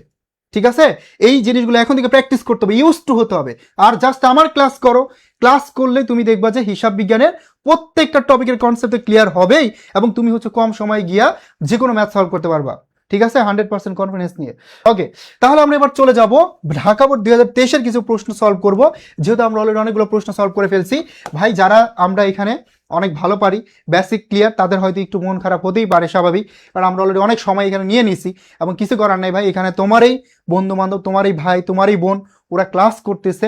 সো অনেকের কনসেপ্ট ক্লিয়ার না ভাই, তাদের জন্য আমার একটা কনসেপ্ট বারবার কি করতে হচ্ছে, বারবার রিপিট করতে হচ্ছে, বারবার বলতে হচ্ছে। সো এই জন্য মন খারাপ করা যাবে না, এটা তোমাদের জন্যই আমি সময় নিচ্ছি, এবং সবার জন্যই যাতে হচ্ছে ইজিলি হচ্ছে সবাই ক্লাসটি বুঝতে পারো, এটা আমার মূল উদ্দেশ্য। ঠিক আছে, কেউ যাতে মন খারাপ করে ক্লাস থেকে না যায়। আগে একটু সময় দেয়, একটু সময় দিলে তুমি অনেক কিছু শিখতে পারবা, এটাই স্বাভাবিক। এটা ঝটপট আনসার করো। 8 ঘরে কার্যপত্র নিচের কোন শিরোনামের প্রয়োজন নাই? আমরা জানি কার্যপত্র 3 ধরনের হয়ে থাকে, 8 ঘর, 10 ঘর, 12 ঘর বিশিষ্ট। 3 ধরনের কার্যপত্র হয়, 8 ঘর, 10 ঘর এবং 12 ঘর বিশিষ্ট কার্যপত্র হয়। এখন 8 ঘর কার্য বিশিষ্ট কোনটার প্রয়োজন নাই? আমরা জানি 8 ঘর বিশিষ্ট কার্য সমন্বিত রেওয়া মিলের কোনো প্রয়োজন নাই। সেখানে কি কি থাকে? সেখানে থাকে রেওয়া মিল, সমন্বয় দাখিলা, আয় বিবরণী, উদ্বৃত্তপত্র বা আর্থিক অবস্থার বিবরণী। এবং এখানে আমরা আরেকটা কনসেপ্ট একটু ক্লিয়ার করে দিব। এই স্টুডেন্ট কমতেছে কেন? সবাইকে যেটা বলছিলাম যে ভাইয়া পুরো প্রত্যেকেই লাইভটি শেয়ার করে দিব বন্ধুদের মাঝে, যাতে করে সবাই ক্লাস করতে পারে। ঠিক আছে, আর তোমাদের রেসপন্স না পেলে কিন্তু আমরা ক্লাস অফ করে দিব, আর রেসপন্স পেলে এইচএস এর আগ পর্যন্ত ক্লাস নিব। ঠিক আছে, তো দেখো এই যে হিসাব চক্রের রসিক দাব আমরা পড়ছি না, এই প্রশ্নটা অনেক অনেক বেশি ইম্পর্টেন্ট। হিসাব চক্রের রসিক দাব এটা খুবই ইম্পর্টেন্ট, এটা অনেক বেশি ইম্পর্টেন্ট। হিসাব চক্রের ঐচ্ছিক ধাপ হলো কার্যপত্র। এই কোশ্চেনটা তোমাদের জন্য অনেক বেশি ইম্পর্টেন্ট। হিসাব চক্রের ঐচ্ছিক ধাপ হচ্ছে কার্যপত্র, হিসাব চক্রের ঐচ্ছিক ধাপ হচ্ছে কার্যপত্র, এবং আরেকটা হচ্ছে বিপরীত দাখিলা। যদি দুইটাই অপশনে থাকে তখন তোমরা হচ্ছে ক্লোজ হিসাবে আনসার করবে কার্যপত্র। এটা ভেরি ভেরি ইম্পর্টেন্ট, বিগত সালে অনেকগুলা বোর্ডে আসছে, 3 স্টার দাও, খুব বেশি ইম্পর্টেন্ট, খুব বেশি ইম্পর্টেন্ট এটা। ঠিক আছে, তাহলে আমরা জানি হিসাব চক্রের ঐচ্ছিক ধাপ হচ্ছে কার্যপত্র। হ্যাঁ, ইউটিউবে যাবে, হিসাব চক্রের ঐচ্ছিক ধাপ হচ্ছে কার্যপত্র। হিসাব চক্রের ঐচ্ছিক ধাপ কি? এই বলো ভাইয়া, পুরো প্রত্যেকেই বলি, মানে তোমাদের নিজেদের কি করতে হবে? আনসার করতে হবে। ঐচ্ছিক ধাপ হচ্ছে কার্যপত্র এবং বিপরীত দাখিলা বাট যদি অপশনে দুইটাই থাকে তখন আমরা ক্লোজ হিসাবে এই কার্যপত্রকে আনসার হিসাবে নিব। এখন মনে করো পরীক্ষার হলে তুমি গেছো, গিয়ে দেখতেছো বলছে হিসাব চক্রের ঐচ্ছিক দাব নিচের কোনটি, ঠিক আছে, নিচের কোনটি হিসাব চক্রের ঐচ্ছিক দাব, বাট প্রশ্নের অপশনে তোমার বিপরীত দাখিলাও নাই, কার্যপত্রও নাই। এখন তুমি আফসোস করতেছো ভাইয়া এটা তো আমি কখনোই দেখি নাই, মানে কি বিপরীত দাখিলা এবং কার্যপত্রে ব্যতীত আমি তো কখনোই হিসাব চক্র ঐচ্ছিক দাব পড়ি নাই, ঠিক আছে। এখন আফসোস করবা যে এটা কি কোশ্চেন ভুল আছে কিনা, কিন্তু কোশ্চেন কিন্তু ভুল নাই। আমরা জানি হিসাব বিজ্ঞানের প্রত্যেকটা টার্মেই তোমার আধুনিক পদ্ধতির পাশাপাশি সনাতন পদ্ধতি ইউজ করা হয়। তার মানে আধুনিক পদ্ধতিতে আনসার না পেলে তখন দেখতে হবে, চেষ্টা করে দেখতে হবে যে সনাতন পদ্ধতি আছে কিনা। সনাতন পদ্ধতিতে দেখবা যেমন হিসাব চক্রের ধাপ হচ্ছে 5টি সনাতন পদ্ধতিতে, সেখানে রেওমিল ছিল কি ঐচ্ছিক দাব, সেখানে রেওমিল কি ছিল, সেখানে রেওমিল ছিল ঐচ্ছিক দাব। তাহলে এই রেওমিলটাও হিসাব চক্রের একটা ঐচ্ছিক দাব, বাট এটা হচ্ছে সনাতন পদ্ধতিতে, এটা হচ্ছে সনাতন পদ্ধতিতে, এটা কি, এটা হচ্ছে সনাতন পদ্ধতিতে। তার মানে হিসাব চক্রের ঐচ্ছিক দাব কিন্তু রেওমিল হতে পারে সনাতন পদ্ধতিতে। এখন তুমি কিভাবে বুঝবে এটা কি সনাতন পদ্ধতি নাকি আধুনিক পদ্ধতি, এটার জন্য তোমার অবশ্যই অপশন দেখতে হবে। যদি কার্যপত্র বিপরীত দাখিলা না থাকে তখন যেতে হবে সনাতন পদ্ধতিতে, ঠিক আছে, রেওমিলটা। আর এই কার্যপত্র 3 ধরনের হয়, কি কি আবার বলো, কি কি 3 ধরনের হয়ে থাকে। এটা হচ্ছে মূলত 8 ঘর, 10 ঘর, 12 ঘর বিশিষ্ট। 10 ঘর বিশিষ্টতে তোমার এক্সট্রা আসবে সমন্বিত রেওমিল, আর 12 ঘর বিশিষ্টতে আরেকটা চলে আসবে সংগৃহীত মুনাফা বা জমাকৃত মুনাফা, ঠিক আছে।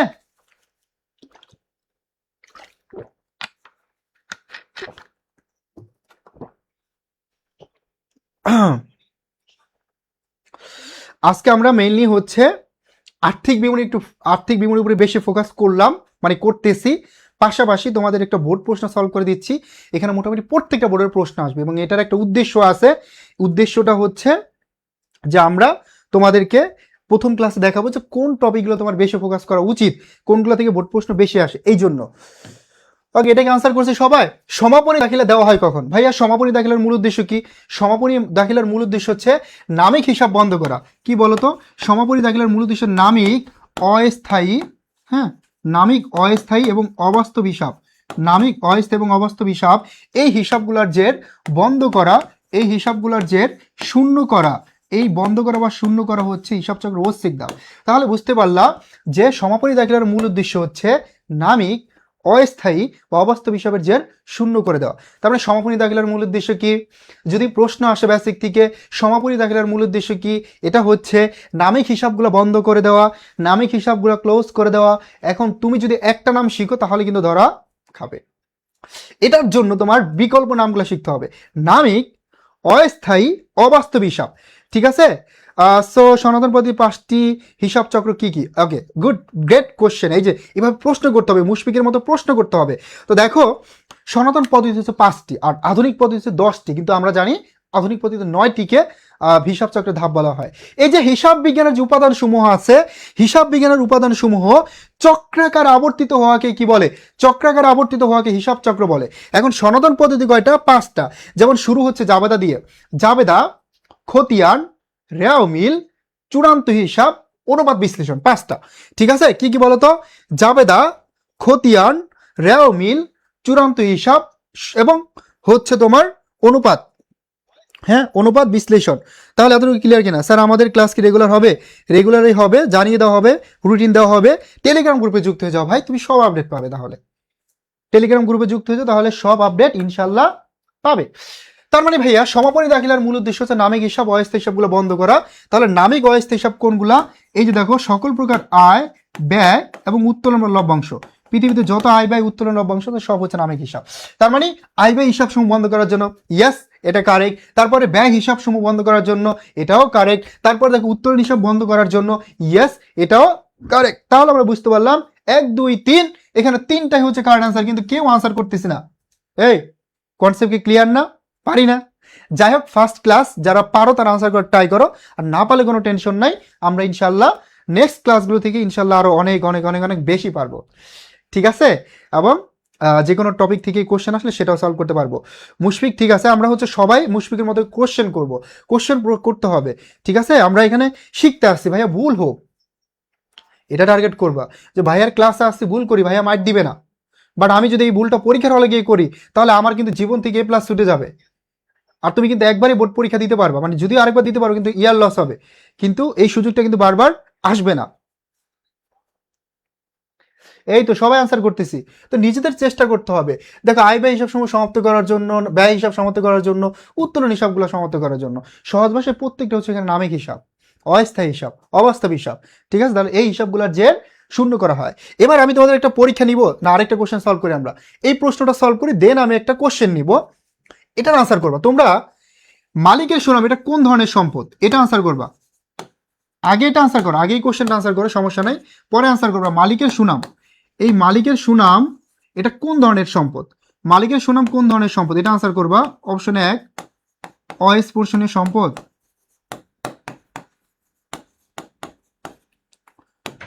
ভুয়া সম্পদ,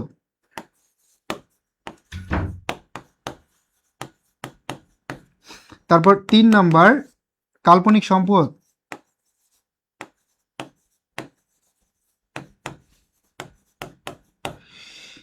4 নাম্বার স্থায়ী সম্পদ। আরেকটা দেই, হ্যাঁ, কোনোটাই না।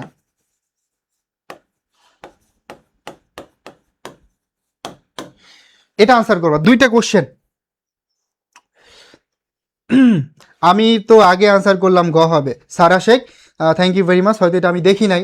সো যারা পারতেছে মাশাল্লাহ, যারা পারতেছি না তারাও চেষ্টা করি। সো ইনশাল্লাহ আমরা সবাই পারবো। ঠিক আছে, ইনশাল্লাহ আমরা সবাই পারবো। ওকে, সো টেনশন নাই, জাস্ট নিজেরা চেষ্টা করি নিজেদের জায়গা থেকে। সো হোপফুলি তাহলে সবাই পারবো, চেষ্টা করি এতটুকুই। সায়েম আহমেদ আনসার করছে এবং সোনি আনসার করছে 4000 টাকা, থ্যাংক ইউ ভেরি মাচ। আমার সায়েম আহমেদ আনসার করছে, বাকি যারা আছি সবাই একটু ট্রাই করো, আমি সলভ করে দিব, সমস্যা নাই, এখনই সলভ করে দিব, বেশ সময় নিব না। আর আমরা শুরুর দিকে যদি একটু সময় নিয়ে এসি এবং আজকে ফার্স্ট ক্লাস কনসেপ্টটা যদি একটু ক্লিয়ার না করে দিই তাহলে তোমাদের প্রবলেম হবে। দ্যাটস আমি কনসেপ্ট ক্লিয়ার করে দিয়েছি, ঠিক আছে। সো টেনশন নাই, আমরা দ্রুত যেতে পারবো যদি তোমাদের রেসপন্সটা ভালো থাকে এবং তোমরা বুঝতে পারো, তাহলে আলহামদুলিল্লাহ আমরা দ্রুত আগাতে পারবো।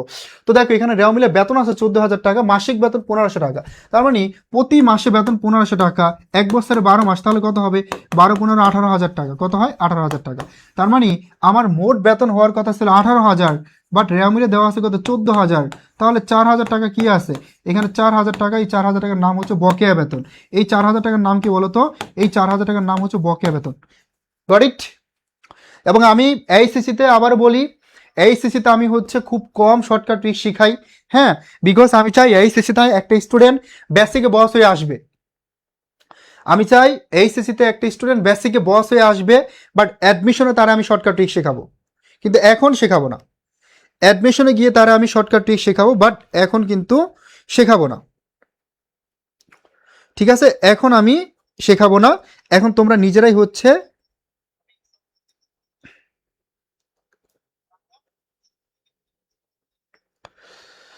সোনিয়া, সায়েম, আসিফ, তারপর সুমাইয়া, আজিজুল প্রত্যেকে আনসার করছে, great, thank you very much. এবার এটা আনসার করো, এই দেখি তোমাদের হচ্ছে কতটুকু কনসেপ্ট ক্লিয়ার। মালিকের সুনাম এটা কোন ধরনের সম্পদ? মালিকের সুনাম এটা কোন ধরনের সম্পদ?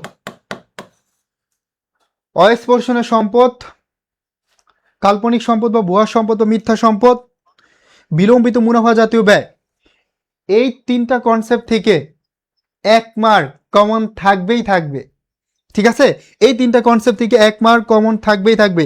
টেলিগ্রামের লিঙ্ক অলরেডি আমি দিছি,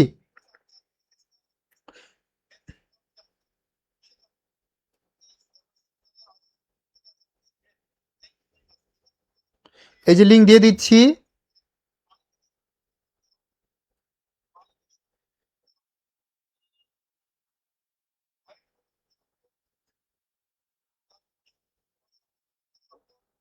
ওকে, এই যে লিঙ্ক দিলাম, নাহিদ, নাহিদ হাসান হৃদয়, লিঙ্ক দিয়ে দিচ্ছি, যুক্ত হয়ে যাও, জয়েন হয়ে যাও টেলিগ্রাম গ্রুপে। সো এখান থেকে যুক্ত হও দ্রুত, যারা যারা যুক্ত হও নাই আমি আবারও হচ্ছে কমেন্টে দিয়ে দিলাম, এই যে কমেন্টে দিয়ে দিচ্ছি, এখান থেকে প্রত্যেকে যুক্ত হয়ে যাও। ওরে এখানে তো আজিজুল ইসলাম, নূপুর হচ্ছে স্থায়ী সম্পদ লিখছো, সুমাইয়া মালিকের সুনাম কি এক, এটা লিখছো, 1 নং, 1 নং অস্পর্শনীয় সম্পদ, ইয়েস। তারপর আর কে কে আছে স্যার আমার কমেন্টের আনসার দেন, একটা চ্যাপ্টারের ম্যাথ কিভাবে সব সিকিউ সলভ করবো, অনেক সময় লাগে শেষ করতে। সারা শেখ, সো এটার জন্য অনেক বেশি প্র্যাকটিস করতে হবে, প্র্যাকটিসের কোনো বিকল্প নাই, এবং অবশ্যই কিছু ট্রিক্স টেকনিক অবলম্বন করে ম্যাথ সলভ করবো, তাহলে অবশ্যই তুমি একটু টাইম কম সময়ের মধ্যেই সলভ করতে পারবে। যত বেশি প্র্যাকটিস করবা ততই হচ্ছে কি হবে, ততই হচ্ছে তোমার কনসেপ্টটা ক্লিয়ার হয়ে যাবে, টাইম কম লাগবে। ঠিক আছে, তো আমি এটা ক্লিয়ার করবো। ভাইয়া কেমন আছো? আলহামদুলিল্লাহ ভালো আছে ভাই। বিক্রয়কারীর নিকট ভ্যাট কোন ধরনের হিসাব? সো ভাই কে কোশ্চেনটা করছে? সিয়াম, হ্যাঁ সিয়াম আহমেদ। ভ্যাটের কাহিনীগুলো এই যে এই কোশ্চেনটার পরের প্রশ্নটাই একদম ভ্যাটের তোমার A to Z কনসেপ্ট আমি ক্লিয়ার করে দিব পরের প্রশ্নটায়। ঠিক আছে, ওকে। সো যারা যারা আনসার করছি আপনাদের কনফিডেন্স কিন্তু 100% ছিল, 100% কনফিডেন্স নিয়ে আপনারা কি করছেন? আনসার করছেন, কিন্তু আপনাদের সবার আনসার কি হয়ে গেছে? ভুল হয়ে গেছে। সবাই আনসার করছো অএস পোর্শনের সম্পদ, এবং অল আর রং। মানে 100% কনফিডেন্স নিয়েও তোমরা কি করলা? ভুল করলা, তাই না? মালিকের সুনাম অএস পোর্শনের সম্পদ, সবাই ভুল করছো ভাই। আজকে প্রথম ক্লাস, আমি কঠিন কিছু দিচ্ছি না, কঠিন না মানে সহজ প্রশ্ন দিব, তুমি মনে করো আনসার করে ভুল হয়ে যাবে। তুমি পরীক্ষার হলে কোশ্চেনটা আনসার করে আসছো, মনে করছো একদম আমি শিওর হয়েছে, কিন্তু পরে দেখবো যে ভুল হয়ে গেছে। তো এই কোশ্চেনগুলো আমি দিব, আস্তে আস্তে ক্লাস করো, হ্যাঁ আমি দিব, তোমাদেরকে শেখাবো। কিন্তু এখানে আমরা যে ভুল করলাম, এটা কেন করলাম এটা আমি একটু ক্লিয়ার করি। দেখো, অস্পর্শনীয় সম্পদ, এটার আরেকটা নাম হচ্ছে ইনটেনজিবল অ্যাসেট। আমরা সবাই জানি যে সম্পদটা ধরা যায় না, ছোঁয়া যায় না, স্পর্শ করা যায় না, কিন্তু অর্থনৈতিক মূল্য আছে, সেটা হচ্ছে কি অস্পর্শনীয় সম্পদ। তার মানে যেটা ধরতে পারবো না, ছুঁতে পারবো না, বাট অর্থনৈতিক মূল্য আছে, সেটা কি অস্পর্শনীয় সম্পদ। যেমন সুনাম, প্যাটেন্ট, ট্রেডমার্ক, গ্রন্থসত্ত্ব, লেখসত্ত্ব, কপিরাইট, সবগুলো হচ্ছে কি আমাদের অস্পর্শনীয় সম্পদ। কিন্তু ভাইয়া এখানে বলছে মালিকের সুনাম, এখানে কিন্তু শুধু সুনাম না, যদি শুধু সুনাম হতো তাহলে অস্পর্শনীয় সম্পদ হতো, বাট বলছে মালিকের সুনাম, তার মানে মালিকের সুনাম এটা অবশ্যই কি একটা মালিকের সুনাম, এটা নিজের ব্যক্তিগত মালিকের নিজের সুনাম, এটা কিন্তু কোনো সম্পদ না, এটা ব্যবসার উপর কোনো প্রভাব পড়বে না। তার মানে মালিকের সুনাম এটা মালিকের নিজস্ব সুনাম, মালিকের ব্যক্তিগত সুনাম, মালিকের নিজের হচ্ছে এটা থেকে বেনিফিটেড হবে, এটা কিন্তু ব্যবসার কিছু আসবে না। তার মানে মালিকের সুনাম এটা কিন্তু কোনো সম্পদ না, এটা কিন্তু কোনো সম্পদ না, তার মানে কোনোটি নয়, এটা কারেক্ট আনসার। অনেকে আনসার করতেছে স্থায়ী সম্পদ, নো, স্থায়ী সম্পদ হওয়ার তো কোনো প্রশ্নই আসে না, কারণ স্থায়ী সম্পদ হলে সেটা টেনজেবল হবে, সেটা তুমি দেখতে পারবে, সেটা তুমি ছুঁতে পারবে, সেটা থেকে তুমি দীর্ঘমেয়াদী সুবিধা পাবে, যেটা আমরা ব্যবহার উদ্দেশ্যে ক্রয় করি সেটা আমাদের স্থায়ী সম্পদ। বাট আমরা কিন্তু সবাই ভুল করলাম, তাই না? সো রিয়া আনসার করছো, তারপর জান্নাত 5 নাম্বার আনসার করছো, অনেকেই 5 নাম্বার আনসার করছো, yes thank you very much. তাহলে আমরা এবার ভুল কেউ করি নাই, মাশাআল্লাহ। আজকে ফার্স্ট ক্লাস তো অনেকেই হচ্ছে ভুল করতেছি টুকটাক, সেটা আর হবে না, আস্তে আস্তে সব ক্লিয়ার হয়ে যাবে। এবং আরেকটা কথা বলি, সেটা হচ্ছে আজকে টাইম একটু বেশি লেগে গেছে। ভাইয়া কিন্তু এত স্লো কখনোই পড়ায় না, এটা মনে রাখবা, ভাইয়া কিন্তু কখনোই স্লো পড়ায় না, আমি কিন্তু একদম সেই স্পিডে যাই। বাট আজকে একটু স্লো পড়ানোর রিজন আছে, প্রথম ক্লাস কনসেপ্টগুলো ক্লিয়ার করি। কোনটি ব্যবসার অনগত লেনদেন? সহজভাবে মনে রাখবা, অনগত লেনদেন থেকে একটা প্রশ্ন আসার সম্ভাবনা আছে, তার মানে যেটার সাথে নগদের কোনো সম্পর্ক নাই সেটা হচ্ছে অনগত লেনদেন। হ্যাঁ, যেটার সাথে নগদের কোনো সম্পর্ক নাই সেটাই হচ্ছে অনগত লেনদেন। হ্যাঁ, সেটাই হচ্ছে কি অনগত লেনদেন, সেটাই হচ্ছে অনগত লেনদেন। ভাই তোমাদের সকল প্রশ্ন সলভ করে দেওয়া হবে। যখন যে কোশ্চেনটা সলভ করতেছি প্লিজ এটার বাইরে থেকে কোশ্চেন করো না, এখন এটা সম্পর্কিত কোশ্চেন করো, এবং যদি থাকে শেষে করে আমাকে তোমাদের যত প্রশ্ন আছে সব সলভ করে দেবো, কারণ আমি এই কনসেপ্টটা ক্লিয়ার করলে আরেকটা নিয়ে আসলে তখন কনসেন্ট্রেশন ব্রেক হয়। হ্যাঁ, ঠিক আছে। স্নিগ্ধা আপনার ক্লাসগুলো সেরা ভাইয়া, thank you very much. So class করো, ক্লাস ইনশাল্লাহ ভালো লাগবে, অনেক কিছু শিখতে পারবা। সো ক্লাস করো, ক্লাস করো আগে। আর হিসাব বিজ্ঞানটা যদি তোমার অনেক ভয় লাগে তাহলে আমার ক্লাস করো, ইনশাল্লাহ হিসাব বিজ্ঞান A+ ইজিলি পাবে। হিসাব বিজ্ঞান A+ খুবই সহজ, এবং এটা আমি তোমাদেরকে সর্বোচ্চ হেল্প করবো। ওকে, তার মানে কোনটি ব্যবসার অনগত লেনদেন? অনগত লেনদেন যেটার সাথে নগদের কোনো সম্পর্ক নাই। কয়েকটা এক্সাম্পল লিখে দিচ্ছি, ডিরেক্টলি প্রশ্ন চলে আসবে। অবচয়, তারপরে অবলপন, তারপর হচ্ছে অবক্ষয়, তারপর মনে করো কুঋণ সঞ্চিতি। হ্যাঁ, এই যে কুঋণ সঞ্চিতি এটাও একটা অনগত লেনদেন। তারপরে নগদ ভাট্টা পড়ছো না তোমরা? নগদ ভাট্টা পড়ছো না? যেমন ধরো প্রাপ্ত ভাট্টা, এই প্রাপ্ত ভাট্টা, আরেকটা হচ্ছে কি প্রদত্ত ভাট্টা, এই প্রাপ্ত ভারটা প্রদত্ত ভারটা এই সবগুলোই হচ্ছে কি, এই সবগুলোই হচ্ছে তোমার অনগদ লেনদেন। এখন একটার সাথে কিন্তু নগদের সম্পর্ক নাই। যেমন ধর অবচয় যাবতীয় করলে অবচয় হিসাব ডেবিট, পুঞ্জীবিত অবচয় ক্রেডিট বা অবচয় সঞ্চিত ক্রেডিট, নগদের কোনো সম্পর্ক নাই।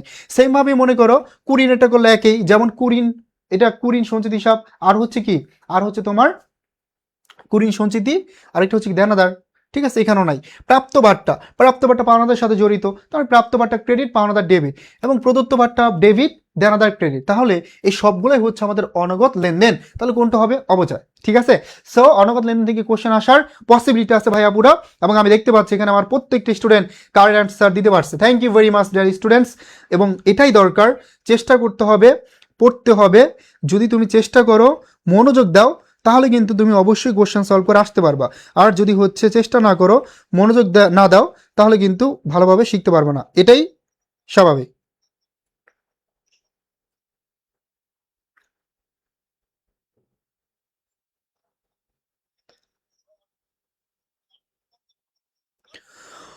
অবক্ষয় হচ্ছে প্রাকৃতিক সম্পদের উপর ধার্য করা হয়। হ্যাঁ,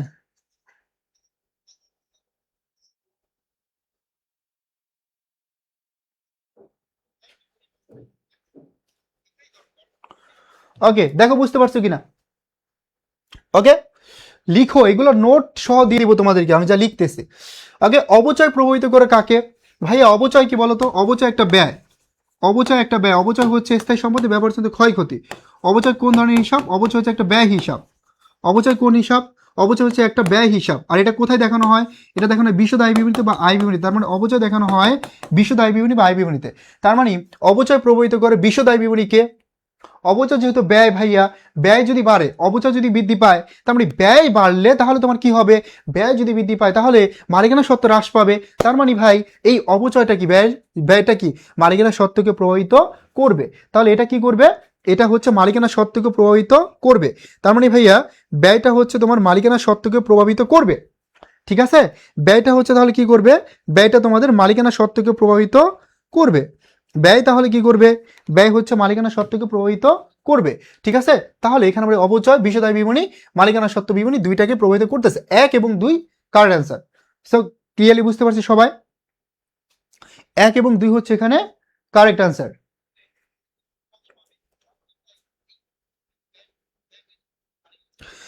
সুমাইয়া জান্নাত, ভূমির উপরে ভাইয়া কোনো অবচয় ধার্য করা হয় না। হ্যাঁ, এটা কেন হয় না এটা ক্লিয়ার করতেছি। তাহলে মনে রাখবা, ভূমির উপরে অবচয় ধার্য করা হয় না। স্থায়ী সম্পদ হওয়া সত্ত্বেও ভূমির উপর অবচয় ধার্য করা হয় না, কিন্তু ভূমি উন্নয়নের উপর অবচয় ধার্য করা হয়। কুরিন কি অনগত? কুরিন না, কুরিন সঞ্চিতির অনগত লেনদেন। তার মানে মনে রাখবা, স্থায়ী সম্পদ হওয়া সত্ত্বেও ভূমির উপর অবচয় ধার্য করা হয় না, বিকজ ভূমির মেয়াদকাল বা আয়ুষ্কাল অসীম বা সীমাহীন। ঠিক আছে, তার মানে ভূমির উপরে অবচয় ধার্য করা হয় না, বিকজ ভূমির মেয়াদকাল বা আয়ুষ্কাল অসীম বা সীমাহীন, যেটার কোনো শেষ হয় না। এই জন্য এটার উপর অবচয় ধার্য করা হবে না। ঠিক আছে, এটার উপর অবচয় ধার্য করা হবে না। দেন আমরা চলে যাচ্ছি পরবর্তী কোশ্চেনে। এই কোশ্চেনে আমরা একটা কি করব? আমরা হচ্ছে অবচয়ের একটা ম্যাথ সলভ করব। এখন দেখো এখানে কি বলছে। এখানে বলছে মানে উদ্দীপকটা দেওয়া আছে, পরবর্তীতে কোশ্চেন, আমরা কোশ্চেনটা একটু দেখি। 6 নম্বরে বলছে যে মেশিনটির অবচয়যোগ্য মূল্য কত? এই মনোযোগ দাও, গভীর মনোযোগ দাও সবাই, মনোযোগ দিয়ে ভাইয়া পুরা। তাহলে বলছে যে মেশিনটির অবচয়যোগ্য মূল্য কত। এবার আমরা প্রশ্নটা দেখি, অবচয়যোগ্য মূল্য কিভাবে বের করে? অবচয়যোগ্য মূল্য বের করার সূত্র হচ্ছে কি বলতো? অবচয়যোগ্য মূল্য বের করার সূত্র হচ্ছে ক্রয় মূল্য। অবচয়যোগ্য মূল্য বের করার সূত্র হচ্ছে ক্রয় মূল্য। এই ক্রয় মূল্য থেকে বাদ দিতে হবে ভগ্নাবশেষ মূল্য। তার মানে ক্রয় মূল্য থেকে বাদ দিতে হবে কি? ভগ্নাবশেষ মূল্য। ক্রয় মূল্য থেকে ভগ্নাবশেষ মূল্য বাদ দিলে আমরা পাবো অবচয়যোগ্য মূল্য। এখন দেখো কি আছে, 2022 সালের 1 জানুয়ারি তারিখে মিসেস শারমিন 4 লক্ষ টাকা দিয়ে একটি কি করছে? 4 লক্ষ টাকা দিয়ে একটি মেশিন ক্রয় করছে। মেশিনের পরিবহন খরচ এবং সংস্থাপন ব্যয় যথাক্রমে 5,000 টাকা এবং 15,000 টাকা। মেশিনটির মেয়াদকাল 10 বছর, ভগ্নাবশেষ মূল্য আছে 10,000 টাকা। এখন ক্রয় মূল্য মনে রাখবা একটা স্থায়ী সম্পদ, একটা স্থায়ী সম্পদ ব্যবহার উপযোগী করতে এটার সাথে আনুষঙ্গিক যে খরচগুলো হবে এই খরচকে তোমার কি করতে হবে, মূলধন জাতীয় ব্যয় হিসাবে অথবা স্থায়ী সম্পদ হিসেবে লিপিবদ্ধ করতে হবে। তার মানে ভাইয়া একটা স্থায়ী সম্পদ একটা স্থায়ী সম্পদ ব্যবহার উপযোগী করতে এটার সাথে আনুষঙ্গিক যে খরচগুলো হবে, মনে করো তুমি একটা মেশিন কিনছো, এখন মেশিনটি তোমার প্রতিষ্ঠানে নিয়ে আসতে পরিবহন ব্যয় হবে, নিয়ে আসার পর ভাই মেশিনটা বসাতে হবে, সেখানে সংস্থাপন ব্যয় হবে, যারা বসাচ্ছে লেবার তাদেরকে মজুরি দিতে হবে, ঠিক আছে, তাদেরকে মজুরি দিতে হবে। তাহলে প্রত্যেকটাই কিন্তু তোমার স্থায়ী সম্পদের সাথে রিলেটেড। দ্যাটস আমরা বলতে পারি এইগুলোকে আমাদের স্থায়ী সম্পদ হিসাবেই লিখতে হবে। এই তো রিয়া আনসার করে ফেলছে, গ্রেট। তাহলে আমাদের প্রথমে মেশিনের ক্রয় মূল্য বের করতে হবে 4 লক্ষ টাকা। এই যে দেখো 4 লক্ষ টাকা মেশিনের ক্রয় মূল্য, এটার সাথে সম্পর্ক আছে 15 এবং 5 পরিবহন খরচ, এই দুইটাই এখানে যোগ হবে, তাহলে 20,000। তো মেশিনের ক্রয় মূল্য কত, 4,20,000। এই 4,20,000 টাকা মেশিনের ক্রয় মূল্য, ওকে লিখে ফেললাম। এখান থেকে বাদ দেবো ভগ্নাবশেষ মূল্য। ভগ্নাবশেষ মূল্য কত আছে, 10,000। এই যে ভগ্নাবশেষ মূল্য 10,000 বাদ দিলাম। দেখো ভগ্নাবশেষ মূল্য, এটার আরেকটা নাম স্ক্র্যাপ ভ্যালু, এটার আরেকটা নাম হচ্ছে কি বর্জ্য মূল্য, এটার আরেকটা নাম অতিরিক্ত মূল্য। মানে প্রত্যেকটা টার্মের বিকল্প নাম তোমার জানতে হবে, শিখতে হবে, তাহলে তুমি ভালো করতে পারবা। তার মানে ভাইয়া এই যে দেখো এটা যদি আমি ভাগ করে বাদ দিয়ে দেই তাহলে 4,10,000 টাকা। এই 4,10,000 টাকা হচ্ছে অবচয়যোগ্য মূল্য, ঠিক আছে। এই 4,10,000 টাকা হচ্ছে অবচয়যোগ্য মূল্য, ক্লিয়ার। এই 4,10,000 টাকা হচ্ছে এখানে অবচয়যোগ্য মূল্য, বুঝতে পারছি।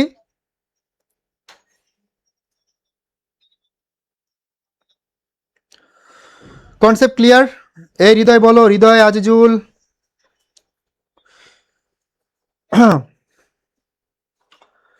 স্নিগ্ধা বলছে পিডিএফ কোথায় পাবো? ভাইয়া পেজে নক দিলে তোমাকে পিডিএফটা দিয়ে দিবে, আর টেলিগ্রাম গ্রুপে যারা যুক্ত আছো শেয়ার করবা তাদেরকে দিয়ে দিব, ঠিক আছে। সো পেজে নক করলে তোমরা পিডিএফটা পেয়ে যাবে, তবে যারা শেয়ার করে তারা কিন্তু পাবে না।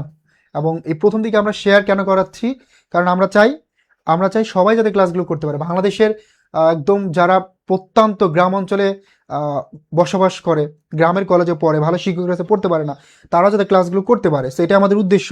তো তোমাদের মাধ্যমে আমরা চাই তাদেরকে পৌঁছাতে, তাদের কাছে ক্লাসগুলো পৌঁছে দাও। হোপফুলি এটা থেকে তোমরাও বেনিফিটেড হবে, তোমাদের ফ্রেন্ডরাও বেনিফিটেড হবে, তাদের দোয়ায় হয়তো তোমার ভাগ্যটা পরিবর্তন হয়ে যেতে পারে। সো আল্লাহ, তুমি যদি কাউকে হেল্প করো তোমাকে আল্লাহ হেল্প করবে, ঠিক আছে। এবং যে যতটুকু পরিশ্রম করতেছো, যে যতটুকু ইফোর্ট দিচ্ছ, যার যে স্বপ্ন, যে যেটার জন্য পরিশ্রম করতেছো, যে এ প্লাসের জন্য পরিশ্রম করতেছো, সে অবশ্যই প্লাস পাবে। কারণ পরিশ্রম কখনো বেইমানি করে না। আল্লাহ কখনো কেউ পরিশ্রম করলে তাকে খালি হাতে ফেরত দিবে না, কখনোই দিবে না। পরিশ্রম কখনোই তোমার সাথে বেইমানি করবে না, মানে সৃষ্টিকতা কখনোই করবে না। তুমি পরিশ্রম করতেছো, আরেকজন পরিশ্রম করতেছে না, তোমাকে না দিয়ে তাকে দিবে, প্রশ্নই আসে না, ঠিক আছে। সো নিজের উপর বিশ্বাস রেখে অবশ্য পরিশ্রম করো। দিন শেষে নিজের বাবা মা যারা হচ্ছে তোমাদের নিয়ে এত স্বপ্ন দেখে, এত এক্সপেকটেশন, তুমি পাবলিকিয়ান হবে, এ প্লাস পাবে, সো তাদের স্বপ্নগুলো পূরণ করো। বাবা মায়ের জন্য কিছু করতে শিখো, আস্তে আস্তে বড় হচ্ছে তোমরা। ভাইয়া তোমাদের টেলিগ্রামের লিঙ্ক অলরেডি আমি 2বার দিছি, আবার বলতেছি টেলিগ্রাম এই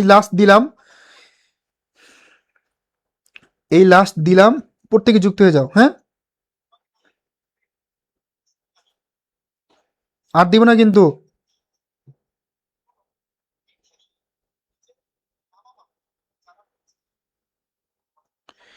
টেলিগ্রাম গ্রুপে যুক্ত হয়ে যাও দ্রুত, এবার লাস্ট, আর দিব না, হ্যাঁ। লিঙ্ক কিন্তু আর দিব না, সো দ্রুত যুক্ত হয়ে যাও। না, কখন? 9টায়, হ্যাঁ।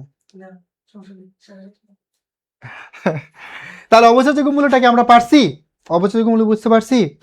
অবচয়যোগ্য মূল্য থেকে তুমি অবচয়টা ইজিলি বের করতে পারবা, অবচয়যোগ্য মূল্য থেকে ইজিলি তুমি বের করতে পারবে। এই তো এবার আমরা বের করব হচ্ছে সরলরৈখিক পদ্ধতিতে 2024 সালের পুঞ্জীভূত অবচয়ের পরিমাণ। অলরেডি যেহেতু তুমি হচ্ছে অবচয়যোগ্য মূল্য বের করে ফেলছো, পুঞ্জীভূত অবচয় বের করো। এখন দেখো এখানে আমরা একটু কোশ্চেনটা দেখি। এখানে ম্যাথকাল আছে 10 বছর এবং বলা আছে 2022 সালের 1 জানুয়ারি। তাহলে আমরা আগে অবচয় বের করি, অবচয় থেকে দেন আমরা পুঞ্জীভূত অবচয়। আমি এখানে বলে দিচ্ছি 2022 সালে শুরু হয়েছে হিসাবকাল, 2022 সালে হিসাবকাল শুরু হয়েছে, আর ম্যাথকাল আছে 10 বছর। তাহলে পুঞ্জীভূত অবচয় বের করো। আর আমি তোমাদেরকে এখনো আমার পরিচয় দেইনি হয়তো, সুমাই বলছে শেয়ার ডান স্যার, পরের টপিকে যান। ও রে বাবা, পরের টপিকে চলে আসছে। আপনার কলেজের স্টুডেন্ট ভাইয়া আজিজুল ইসলাম কি আমার কলেজের স্টুডেন্ট? মাশাল্লাহ, গ্রেট, সেটা তো ভালো লাগে। আমার কলেজের স্টুডেন্ট, আমার নিজের কলেজের স্টুডেন্ট, হ্যাঁ, নিজের কলেজের ছোট ভাই, পরবর্তীতে আমার ক্যাম্পাসের ছোট ভাই হবে, প্রতি বছরে হইতেছে। অনেক স্টুডেন্ট, আমার অনেক স্টুডেন্ট যাদেরকে আমি পড়াচ্ছি, আমি বর্ণতে পড়াই অফলাইনে, এখানে পড়াচ্ছি 4 বছর হয়ে গেল। হ্যাঁ, তো যারা স্টুডেন্ট থাকে তারা আমার ক্যাম্পাসে জুনিয়র হয়ে যায়, আমার হলের জুনিয়র। হ্যাঁ, গতকালকে কি হয়েছে, তোমাদের বর্তমানে 25-26 সেশন ঢাকা বিশ্ববিদ্যালয়ে 25-26 সেশনের শিক্ষার্থীরা চলে আসছে। তো ওরা এখন হলে উঠতেছে আস্তে আস্তে, আমাদের স্টুডেন্ট ছিল। তো গতকালকে আমি রিডিং রুমে পড়তেছি, আমার এক স্টুডেন্ট চলে আসছে পড়ার জন্য, আমার সামনে বসছে, ঠিক আছে। সো একসাথে পড়তেছে, মানে আমার কাছে ভালো লাগলো, ওর কাছে ভালো লাগলো, আমি আমার শিক্ষকের সাথে পড়াশোনা করতেছি একসাথে বসে, মানে এটা ড্রিম ছিল এক সময়।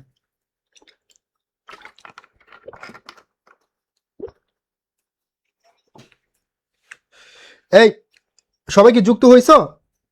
এমবি নাই শেষ দেন ভাইয়া, আব্দুর রহমান এমবি নাই। আচ্ছা, পরে করে নিও ক্লাস। আমি তেমন কিছু বলতেছি না, প্রথম দিন যদি হচ্ছে একটু রাগারাগি করি তাহলে ভাবা যে ভাইয়ার ক্লাস আর করবো না। হুম, মানে আমরা এত জায়গায় এত টাকা খরচ করি ক্লাস করার জন্য, এমবি রাখতে পারি না।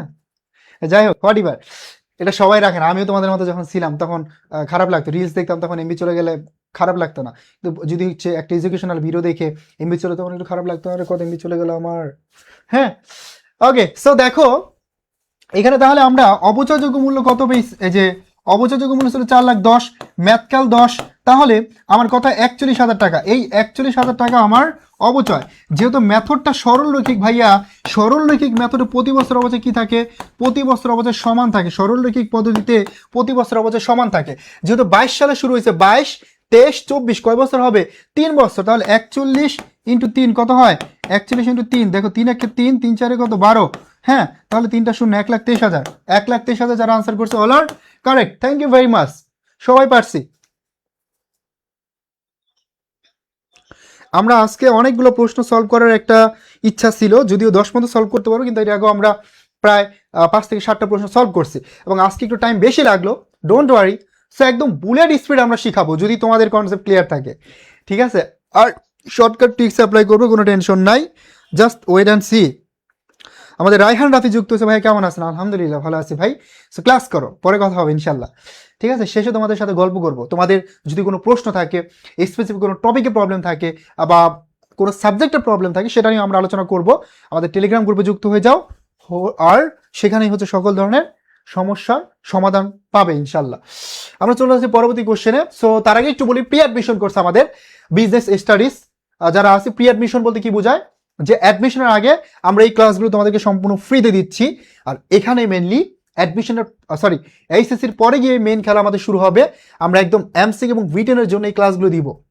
আর এখানে আইজেকেশন মানে বাংলাদেশের সবচেয়ে ভালো, one of the best platform হচ্ছে আইজেকেশন, এবং এটা আমি বললাম না, এটা তুমি নিজে ক্লাস করতেছো, আমাদের যে স্টুডেন্ট আছে গত বছরে তাদের কাছে থেকে তুমি পরামর্শ নিতে পারো, আমাদের ক্লাসগুলো দেখতে পারো, বিকজ টিচার প্যানেল বলো, এখানে যারা ক্লাস নেবেন তারা অ্যাকাউন্টিং টিচার 2জন, ইংলিশ ক্লাস টিচার 3জন, বাংলা টিচার 4জন 5জন, মানে তারা বাংলাদেশের সেরা টিচার। 20 বছর 22 বছর ধরে যেই ব্যক্তিটা অ্যাডমিশনের পড়ায়, মানে তার এটা সম্পর্কে কি পরিমাণে এক্সপিরিয়েন্স আছে, এবং তার নিজের ব্যাকগ্রাউন্ডটা ঢাকা বিশ্ববিদ্যালয়, সে ঢাকা বিশ্ববিদ্যালয় থেকে পড়াশোনা শেষ করছে, ঠিক আছে। এবং আমরা যতটুকু বলি তার থেকে অনেক বেশি দেই, তোমার যতটুকু এক্সপেকটেশন তার থেকে অনেক বেশি পাবে। ডিসকাউন্ট তো ভর্তি চলছে, এখন ভর্তি হলে ক্লাসগুলো ফ্রিতে পাবে, গাইডলাইনের মধ্যে থাকতে পারবে, এক্সাম দিতে পারবে, আর পরবর্তীতে এই কোর্সে তো মানে তুমি দেখো, তুমি কিন্তু এইচএসসি শেষ করে অ্যাডমিশনে ভর্তি হবেই, বাট এখন হয়ে গেলে কিন্তু তুমি এই অফারগুলো পাচ্ছ, লেকচার শিট সম্পূর্ণ ফ্রিতে পাবে, ঠিক আছে। ওকে, আমাদের পেজে নক দিলে ইনশাল্লাহ আরো ডিটেলস জানতে পারবে। ওকে, আমরা চলে যাচ্ছি পরবর্তী কোশ্চেনে। বন্ধকি ঋণ, হ্যাঁ বন্ধ, আমি ভাট্টা নিয়ে একটু আলোচনা করব, ভাট্টা নিয়ে একটু আলোচনা করব, সমস্যা নাই। আমরা ভাট্টা নিয়ে আলোচনা করব, ঠিক আছে, ভাট্টা নিয়ে আমরা আলোচনা করব, কারণ হচ্ছে অনেকে ভাট্টা জানি না। তো দেখো বন্ধকি ঋণ, এই বন্ধকি ঋণ এটা কি, বন্ধকি ঋণ এটা হচ্ছে একটা দীর্ঘমেয়াদী দেয়, ঠিক আছে। বন্ধকি ঋণটা হচ্ছে একটা দীর্ঘমেয়াদী দেয়। বন্ধকি ঋণ কি, বন্ধকি ঋণ হচ্ছে দীর্ঘমেয়াদী দেয়। বন্ধকি ঋণ মিম বলছে ভাই সৃজনশীল, ভাই আগে আমরা এমসিকিউর যে ওয়ার্কশপটা নিতেছি এটা শেষ করি, আর তোমাদের কিন্তু রেসপন্স করা লাগবে, ঠিক আছে। তাহলে বন্ধকি ঋণ কি ভাইয়া, বন্ধকি ঋণ এটা হচ্ছে একটা দীর্ঘমেয়াদী দায়, বড় ধরনের দায়, বন্ধকি ঋণ, ঋণপত্র, বন্ড, এইগুলা। ঠিক আছে, তাহলে এটা হচ্ছে দীর্ঘমেয়াদী দায়, এটা হচ্ছে কি একটা দীর্ঘমেয়াদী দায়। তারপর বলছে বিশ্বদায় বিবরণী প্রস্তুতের উদ্দেশ্য কি? ভাইয়া আমরা বিশ্বদায় বিবরণী কেন করি? কারণ দেখো বিশ্বদায় বিবরণী থেকে আমরা কি পাই? আমরা মোট লাভ পেয়ে থাকি বা মোট মুনাফা পাই, পরিচালন মুনাফা পাই, তারপর হচ্ছে আমরা নিট মুনাফা পেয়ে থাকি। তাহলে এই তিনটা জিনিস আমরা এখান থেকে পেয়ে থাকি। রায়হান রাফি বলছে ভাই আমি 27 ব্যাচ ভাই, 26-27 ডাজেন্ট ম্যাটার, পড়াচ্ছি। আমি কখনো এটা ভাবি না মানে খারাপ স্টুডেন্টের জন্য আমি অবহেলা করি বা একটু তাদেরকে ইগনোর করি, এরকম না। আমি আমার মতো প্রত্যেকটি স্টুডেন্ট যাতে বুঝতে পারে এইভাবেই পড়াই, অলওয়েজ সবাইকে প্রায়োরিটি দেই। ঠিক আছে স্যার, এইচএসসির পরে আপনাদের অ্যাডমিশনের ব্যাচে ভর্তি হবে সারা রহমান। ওকে, সো থ্যাংক ইউ, ইনশাল্লাহ।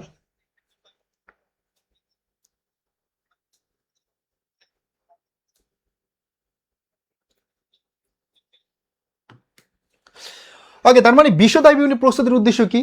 এটা হচ্ছে মোট লাভ বা ক্ষতি নির্ণয় করা, নিট লাভ ক্ষতি নির্ণয় করা, কর নির্ণয় করা কিন্তু মূল উদ্দেশ্য না। আমরা যদিও বিশ্বদায় বিবরণী, আমরা বিশ্বদায় বিবরণীতে করের কাজটা করে থাকি, কিন্তু কর নির্ণয় করা কিন্তু মেন উদ্দেশ্য না। এখানে কর দায় বলছে, তাহলে 1 এবং 2 কি কারেক্ট অ্যান্সার? এখানে 1 এবং 2 হচ্ছে কারেক্ট আনসার, 1 এবং 2 হচ্ছে এখানে কারেক্ট আনসার। কি আসে নাই স্পেসিফিক ভাবে বলো। তাহলে বিশ্বদায় বিবরণী প্রস্তুতের উদ্দেশ্য মোট লাভ বা ক্ষতি নির্ণয় করা, এবং আরেকটা আসতে পারে এই যে আর্থিক ফলাফল নির্ণয় করা। আর্থিক ফলাফল আমরা জানতে পারি বিশ্বদায় বিবরণী থেকে, আর্থিক ফলাফল নির্ণয় করা, এবং এটাও আমরা জানতে পারি বিশ্বদায় বিবরণী থেকে। আর্থিক ফলাফল নির্ণয় করা, এটা আমরা জানতে পারি বিশ্বদায় বিবরণী থেকে। ঠিক আছে, আর্থিক ফলাফল নির্ণয় করে এটা আমরা জানতে পারি বিশ্বদায় বিবরণী থেকে। আর্থিক ফলাফল নির্ণয় করে এটা আমরা জানতে পারি বিশ্বদায় বিবরণী থেকে। ঠিক আছে, আর্থিক ফলাফল নির্ণয় করে এটা আমরা জানতে পারি বিশ্বদায় বিবরণী থেকে। এটা আমরা জানতে পারি কি বিশ্বদায় বিবরণী থেকে। দেন আমরা হচ্ছে ক্রয় মূল্যটা বের করব, বিক্রিত পণ্যের ব্যয়। আজকে ব্যাটের কাহিনীগুলো আসে নাই, তা আমি ব্যাটের কাহিনীগুলো একটু ক্লিয়ার করি তোমাদেরকে। এখানে একটু ক্লিয়ার করি। ব্যাটটা নিয়ে একজনে বলছো, আবার যদি আমি সলভ করে না দিই সে আবার মন খারাপ করবে। ঠিক আছে, সো এই জন্য আমি করে দিচ্ছি ব্যাট, এই ব্যাটের কাহিনীটা, এবং এখান থেকে হয়তো 1 মার্ক কমন থাকবে। ব্যাটের ফুল মিনিং হচ্ছে ভ্যালু অ্যাডেড ট্যাক্স, মনে রাখবা ভ্যালু অ্যাডেড ট্যাক্স, এটা হচ্ছে ব্যাটের ফুল মিনিং। এবং যদি বাংলা বলি, বাংলা হচ্ছে মূল্য সংযোজন কর, মূল্য সংযোজন কর, ব্যাট হচ্ছে মূল্য সংযোজন কর। ঠিক আছে, এখন আমাকে প্রশ্ন করছিলা কি, তুমি কি আসো যে হচ্ছে কোশ্চেনটা করছিলা ভাই ব্যাটের, আমি ভাবছি ব্যাটের ম্যাথ এখানে আছে, হ্যাঁ ব্যাটের ম্যাথ ভাবলাম এখানে আছে, কিন্তু এখন পাচ্ছি না যেহেতু আসে নাই কে অপশনে। সো এই জন্য তোমাদেরকে আমি এটা একটু সলভ করে দিচ্ছি। হ্যাঁ, তার মানে ভাইয়া সে বলছিল ভাইয়া ব্যাট বিক্রেতার নিকট কি, ব্যাটটা বিক্রেতার নিকট কি, এই প্রশ্নটা তার ছিল। তার মানে ব্যাটটা হচ্ছে বিক্রেতার নিকট দায়, মনে রাখবা ব্যাট বিক্রেতার নিকট দায়। হ্যাঁ, ক্রেতার নিকট হচ্ছে ব্যয়, আমি ক্লিয়ার করবো কেন দায় কেন ব্যয়, ক্রেতার নিকট ব্যয়। এবং সর্বশেষ ব্যাটটা হচ্ছে সরকারের নিকট, সরকার, এই সরকারের নিকট ব্যাটটা কি, তাহলে সরকারের নিকট হচ্ছে ব্যয়, দায়, আয়, সরি সরকারের নিকট হচ্ছে আয়। তাহলে দেখো ব্যাটটা হচ্ছে বিক্রেতার নিকট দায়, ক্রেতার নিকট ব্যয়, এবং সরকারের নিকট কি, সরকারের নিকট হচ্ছে আয়। এখন ব্যাট কেন হচ্ছে তোমার বিক্রেতার নিকট দায়? কারণ হচ্ছে ব্যাটের টাকাটা বিক্রেতা গ্রহণ করে ক্রেতার কাছ থেকে। এখন মনে করো একটা প্রোডাক্টের মূল্য 100 টাকা, বাট সে ক্রয় করছে 90 টাকা দিয়ে, তার মানে ভাইয়া এখানে অবশ্যই 10 টাকা হচ্ছে কি তার জন্য ব্যাট, কারণ হচ্ছে প্রোডাক্টের মূল্য 90 টাকা, সে কিনছে 100 টাকা দিয়ে, তাহলে এক্সট্রা তার আর 10 টাকা দেওয়া লাগছে, এটা তার জন্য কি একটা ব্যয়। তাহলে এটা কি, এটা তার একটা তার জন্য কি খরচ। তাহলে এই যে দেখো বিক্রেতা হচ্ছে ক্রেতার কাছ থেকে গ্রহণ করতেছে, কিন্তু বিক্রেতা এটা সুবিধা নিতে পারতেছে, ক্রেতার কাছ থেকে সে হচ্ছে কি করতেছে, ক্রেতার কাছ থেকে ব্যাটের টাকাটা নিচ্ছে, কিন্তু সুবিধাটা কি সে ভোগ করতে পারতেছে, সুবিধাটা নিতে পারতেছে না। আলটিমেটলি সে আরো দায়বদ্ধ হয়ে গেছে, ক্রেতার কাছ থেকে ব্যাটের টাকা নিছে, এখন সে দায়বদ্ধ সরকারের কাছে, সরকারকে দিয়ে দিতে হবে। এই জন্য ব্যাটটা হচ্ছে বিক্রেতার নিকট দায়। ব্যাট কি বলতো, ব্যাট হচ্ছে বিক্রেতার নিকট দায়। তারপর ক্রেতা যে এই যে তোমার পণ্যের যে মূল্য সেটা থেকে এক্সট্রা টাকা দিচ্ছে, এটাই জন্য তার জন্য ব্যয়। আর সরকার আলটিমেটলি ভাইয়া বেনিফিটেড হচ্ছে, হ্যাঁ সরকার আলটিমেটলি এটা সুবিধা নিচ্ছে, তাহলে তার জন্য এটা কি, এটা হচ্ছে আয়। এখন ভাইয়া মনে রাখবা বাংলাদেশে 1991 সালের কোম্পানি আইন অনুসারে ভ্যাট ধার্য করা হয় কত পার্সেন্ট হারে, 15% হারে। তার মানে অলওয়েজ ভ্যাট 15% হারে ধার্য করতে হবে। ভ্যাটের যে টাকা থাকবে উপরে 15, নিচে 115 ধারা কি করতে হবে, কাজ করতে হবে এভাবে। ঠিক আছে, 15 115 দ্বারা ভাগ করবা, 15 দিয়ে গুণ করে ভ্যাটের কাজটা তোমরা করবা। বুঝতে পারছি, এটা এভাবে করতে হবে। তাহলে ভ্যাটের আমরা A to Z ক্লিয়ার করলাম। এবং মনে রাখবা এখানে অনেক সময় চলে আসতে পারে মূসক। মূসক, এখন এই মূসক দেখলে তোমার ভিতরে ভয় কাজ করবে, ভাইয়া মূসকটা আবার কি? যদি বলে যে বিক্রেতা নিকট মূসক কি, ঠিক আছে, মূসক কি, তখন পরীক্ষার হলে গিয়ে আফসোস করবা, মূসক এটা আসলে কি ছিল, এটা কোথা থেকে দিল, এটা তো জীবনও পড়ি নাই, সে এটা বলবা, ঠিক আছে। তা আলটিমেটলি এই মূসকটা হচ্ছে মূলত মূল্য সংযোজন কর, আর এটাই হচ্ছে ভ্যাট, ভ্যাটের পুরো নাম, ঠিক আছে। ইয়েস ইয়েস, ভোক্তার নিকট ব্যয়, ক্রেতার নিকট সম্পদ হবে। তাহলে আমরা কি বুঝতে পারলাম? ক্লিয়ার? সবার ক্লিয়ার কনসেপ্ট? এই বুঝতে পারছি কিনা বলো দ্রুত, ফার্স্ট বলি, দ্রুত বলি। আমরা অলরেডি হচ্ছে প্রায় 1 ঘন্টা 20 মিনিট ক্লাস ডান। আজকে আমরা অনেক বড় ক্লাস নিব না, যদিও হচ্ছে ইচ্ছা ছিল, হ্যাঁ অনেক পড়াবো তোমাদেরকে। তারপর আমরা মাশাআল্লাহ যা পড়লাম আলহামদুলিল্লাহ। সো হোপফুলি তোমরা যদি নিজেরা প্র্যাকটিস করো আরো ভালো করতে পারবা। আর আমাদের ক্লাস তো কন্টিনিউ করবে আমরা ইনশাআল্লাহ, ঠিক আছে। আর তোমাদের কাছে পরামর্শ থাকবে, এই সময়টা তোমরা প্লিজ পড়াশোনা করো, পড়াশোনার সাথে থাকো এবং বোর্ড প্রশ্ন সলভ করো, প্রচুর পরিমাণে বোর্ড প্রশ্ন সলভ করো, বড় বড় কলেজগুলোর কোশ্চেন সলভ করো। প্রবলেম হলে আমাদেরকে বলো, টেলিগ্রাম গ্রুপে যুক্ত হয়ে যাও, ঠিক আছে। আর বাকি দায়িত্ব তো আমরা নিবই তোমাদের। ওকে, তার মানে ভাইয়া পুরা ব্যাটের একদম A to Z আমরা ক্লিয়ার করলাম। আশা করি ব্যাট থেকে প্রশ্ন আসলে আমরা ইজিলি আনসার করতে পারবো। সো যেটা বলছিলাম যে অনেক পড়ানোর ইচ্ছা ছিল, পারবো না, কারণ হচ্ছে একটু পরে 9টা বাজে হচ্ছে তোমাদের বড় ভাই আপু যারা যারা হচ্ছে DCU তে এক্সাম দিবে, হ্যাঁ তোমাদের ইমিডিয়েট সিনিয়র, ওদের একটা ক্লাস আছে, ওই ক্লাসটা নিতে হবে। সো এই জন্য আজকে এখানে বিদায় নিতে হবে, তার আগে আমি এই প্রশ্নটা সলভ করে দিব, ঠিক আছে। দেখ এই কোশ্চেনটা কে কে সলভ করছো? ভাই 27 ব্যাচ তুমি তো বলছো, এটা তো আমি শুনছি। এই কোশ্চেনটা সলভ করো, 6 নম্বর কোশ্চেনটা সবাই সলভ করো। আমরা এখানে 6 নম্বরে কি চাইছে? 6 নম্বর বলছে 10 আসলে কিভাবে, তাহলে উদ্দীপক একটু ঝামেলা হয়েছে মেবি। 10 নম্বর কোশ্চেন না, 8 9, হ্যাঁ 10, তাহলে এটা হবে 10 নম্বর প্রশ্ন। তো 10 নম্বর বলছে বিক্রিত পণ্যের ব্যয়ের পরিমাণ বের করো। তো বিক্রিত পণ্যের ব্যয়ের পরিমাণটা আমরা বের করব, এখানে কোশ্চেনটা দেখে বিক্রিত পণ্যের ব্যয়ের পরিমাণটা বের করো। দেখি কে কে পারো, বিক্রিত পণ্যের ব্যয়ের পরিমাণটা বের করো। সবাই একটু ট্রাই করি, সবাই একটু ট্রাই করি, এটাই লাস্ট কোশ্চেন।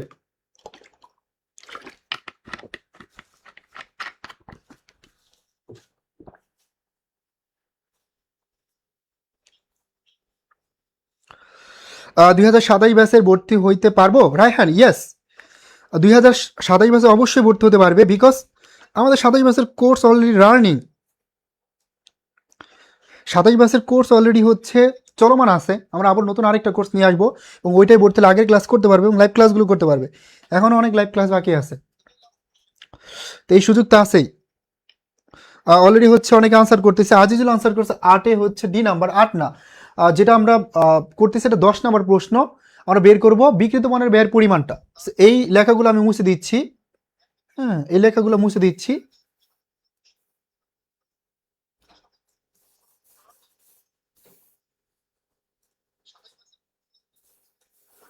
ওকে, এটা এটা মুছে দিলাম। তোমরা হচ্ছে বিক্রিত মানের ব্যয়ের পরিমাণটা বের করো, কারণ উদ্দীপক যদি আমি না দেখাই তাহলে আবার তুমি বিক্রিত মানের ব্যয় বের করতে পারবে না।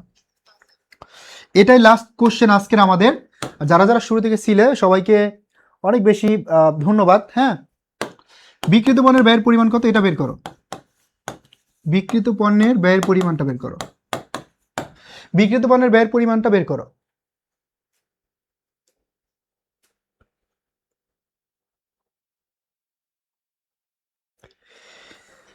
ওকে, সো বিক্রিত পণ্যের ব্যয়ের পরিমাণটা বের করি আমরা দ্রুত।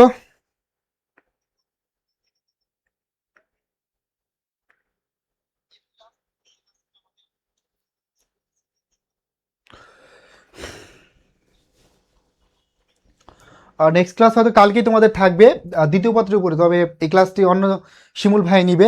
হ্যাঁ, আমার এক্সাম শেষ করে ইনশাল্লাহ তোমাদের একটানা ক্লাস নেবো। তো এটা অলরেডি অনেকে আনসার করছো, থ্যাংক ইউ। 1,75,000 টাকা ভাই, 1,75,000, great, thank you very much. So এবার আমি সলভ করে দিচ্ছি, দেখো কার্ডটা কে কে কার্ড আছে দিতে পারছে। প্রাম্বিক মজুদ পণ্য আছে 40,000 টাকা। সো শুরুতে আমি লিখে ফেললাম প্রাম্বিক মজুদ, প্রাম্বিক মজুদ পণ্য 40,000 টাকা। Okay good. দেন হচ্ছে নিট ক্রয় আছে 1,50,000, যেহেতু নিট ক্রয় বলছে, নিট ক্রয় মানে কি, নিট ক্রয় মানে হচ্ছে ক্রয় ফেরত, ক্রয় ভাট্টা, ক্রয় পরিবহন, এগুলো সব যোগ বিয়োগ করার পর ধারে ক্রয়, দেন আমরা নিট ক্রয়টা পাইছি। তাহলে নিট ক্রয় কত, নিট ক্রয়টা হচ্ছে তোমার এখানে এখানে সব সমন্বয় করা হয়েছে 1,50,000, তাহলে লিখলাম 1,50,000। ওকে, দেন রপ্তানি শুল্ক, রপ্তানি শুল্ক কিন্তু এখানে আসবে না, আমদানি শুল্কটা আসবে 15,000 টাকা, রপ্তানি শুল্ক কি আসবে, আসবে না। কত হইলে 1,50,000 আর 40 1,90,000, এই 1,90,000 টাকার নাম হচ্ছে বিক্রয়যোগ্য পণ্যের ব্যয়। এখান থেকে সমাপনী মজুত পণ্য বাদ দাও, সমাপনী মজুত পণ্য কত আছে, সমাপনী মজুত পণ্য আছে 30,000, এই 30,000 বাদ দাও, তাহলে কত 1,60,000, এই 1,60,000 টাকা হচ্ছে আমার বিক্রিত পণ্যের ব্যয়। এই 1,60,000 টাকার নাম কি, বিক্রিত পণ্যের ব্যয়, 1,60,000 টাকা বিক্রিত পণ্যের ব্যয়। আর এখানে যে অ্যামাউন্টটা আমরা পাইছি এটার নাম বিক্রয়যোগ্য পণ্যের ব্যয়। বিক্রয়যোগ্য পণ্যের ব্যয় থেকে সমাপনী মজুত পণ্য বাদ দিলে বিক্রিত পণ্যের ব্যয় পাওয়া যায়। ঠিক আছে, তার মানে যারা 1,60,000 টাকা আনসার করছে all are correct, thank you very much Azizul, 100% sure এ নাম্বার, ইয়েস। তো আমরা যারা হচ্ছে এই যে কনফিডেন্সটা চলে আসছে ভিতরে, এই বিষয়টা অনেক বেশি তোমাদেরকে হেল্প করবে ফিউচারে পরীক্ষার হলে, এবং অ্যাডমিশন অনেক বেশি হেল্প করবে ইনশাল্লাহ। ঠিক আছে, তো আজকে আমরা এখানে ক্লাসটি শেষ করব। Thank you very much for joining my class, thank you for your passion everyone. So কেমন লাগলো ক্লাসটি, আমরা আজকে যেহেতু ফার্স্ট ক্লাস নিলাম, যদিও হচ্ছে একটু সময় বেশি নিয়েছি শুরুতে, বিকজ শুরুতে আমার কনসেপ্ট ক্লিয়ার করতে সময় লাগছে, এবং এখানে কিছু স্টুডেন্ট যারা একদমই নতুন, কনসেপ্ট ক্লিয়ার ছিল না, সো তাদেরকে বোঝানোর জন্য তাদেরকে একবার দুইবার করে আমার বোঝাতে হয়েছে, সেই জন্য একটু টাইম লাগছে শুরুর দিকে। যাদের বেসিক ক্লিয়ার ছিল তারাও হয়তো বা হচ্ছে কি করছো, দ্রুত আনসার করছে এবং একটু বিরক্ত লাগছে হয়তোবা। ঠিক আছে, তো আমি নর্মালি এই সময়টা, যেমন এখন তো তোমাদের কোশ্চেন সলভ করার সময়, আমি একটু স্পিডেই পড়াই, একটু দ্রুতই যাই। যাই হোক, সো ইনশাল্লাহ আমাদের যদি সবার কনসেপ্ট ক্লিয়ার থাকে, সবাই ভালো বুঝি, তাহলে আমরা দ্রুত অনেক কোশ্চেন সলভ করতে পারবো। তবে অনেক কোশ্চেন সলভ করার চাইতে বেশি ইম্পর্টেন্ট হচ্ছে তুমি যেই কোশ্চেনগুলো সলভ করতেছো এটা তুমি কতটুকু বুঝতে পারলা, এই বিষয়টা ইম্পর্টেন্ট। ঠিক আছে, সো ক্লাস কেমন লাগলো সেটা অবশ্যই জানাবে। পাশাপাশি নিজেরা তো ক্লাস করতেছো, উপকৃত হচ্ছ, সো সবার কাছে রিকোয়েস্ট থাকবে সবাই ক্লাসটি নিজের টাইমলাইনে শেয়ার করবে, এবং তোমাদের পরিচিত যদি কোনো ফ্রেন্ডস থাকে তোমার, হ্যাঁ, তাদেরকে যুক্ত করে দিবে আমাদের টেলিগ্রাম গ্রুপে, এবং বিশেষ করে তোমার আত্মীয় স্বজন থাকতে পারে, যারাই পরিচিত আছে, যারা হচ্ছে অ্যাডমিশন দিবে কমার্সে শিখে, তাদেরকে যুক্ত করে দিবে আমাদের ব্যাচে একদম ফ্রিতেই। চমৎকার, হ্যাঁ, গুছানো একটা প্রস্তুতি নিতে পারবে আমাদের এখান থেকে।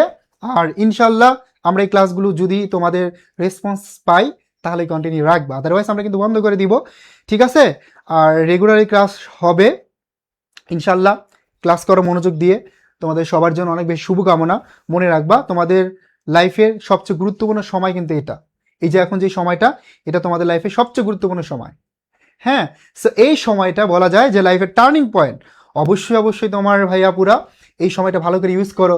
তুমি যে স্বপ্ন দেখতেছো যে তুমি ঢাবিয়ান হবে, হ্যাঁ, রাবিয়ান হবে, জবিয়ান হবে, জাবিয়ান হবে, বিওপিয়ান হবে, এই স্বপ্নগুলো যদি পূরণ করতে চাও তাহলে কিন্তু পড়াশোনা করা লাগবে, পড়াশোনার সাথে থাকা লাগবে। আর শুরুতে যেটা বলছি, তুমি যেটা মন থেকে চাইবে, যেটার জন্য তুমি পরিশ্রম করবে, সেটা তুমি অবশ্যই পাবে, 100% পাবে।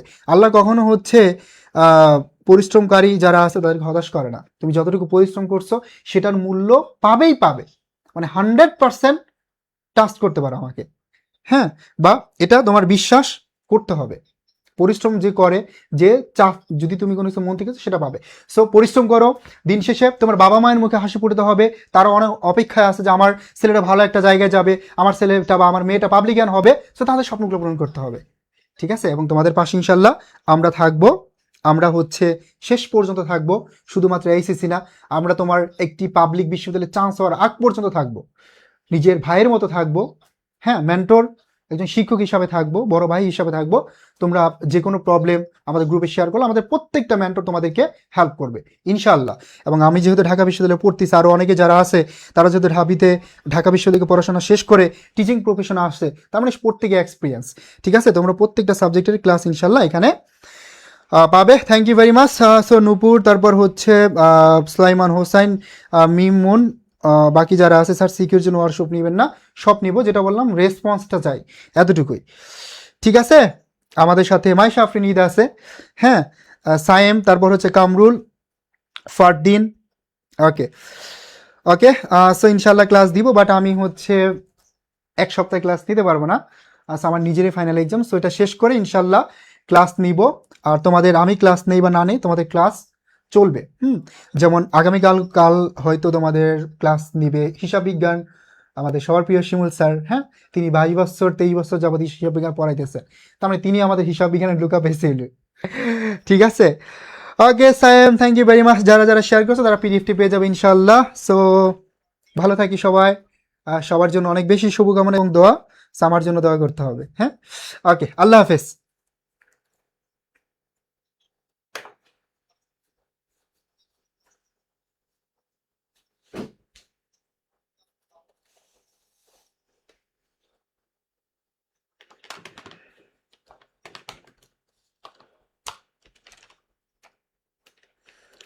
এই জানাবো জানাবো।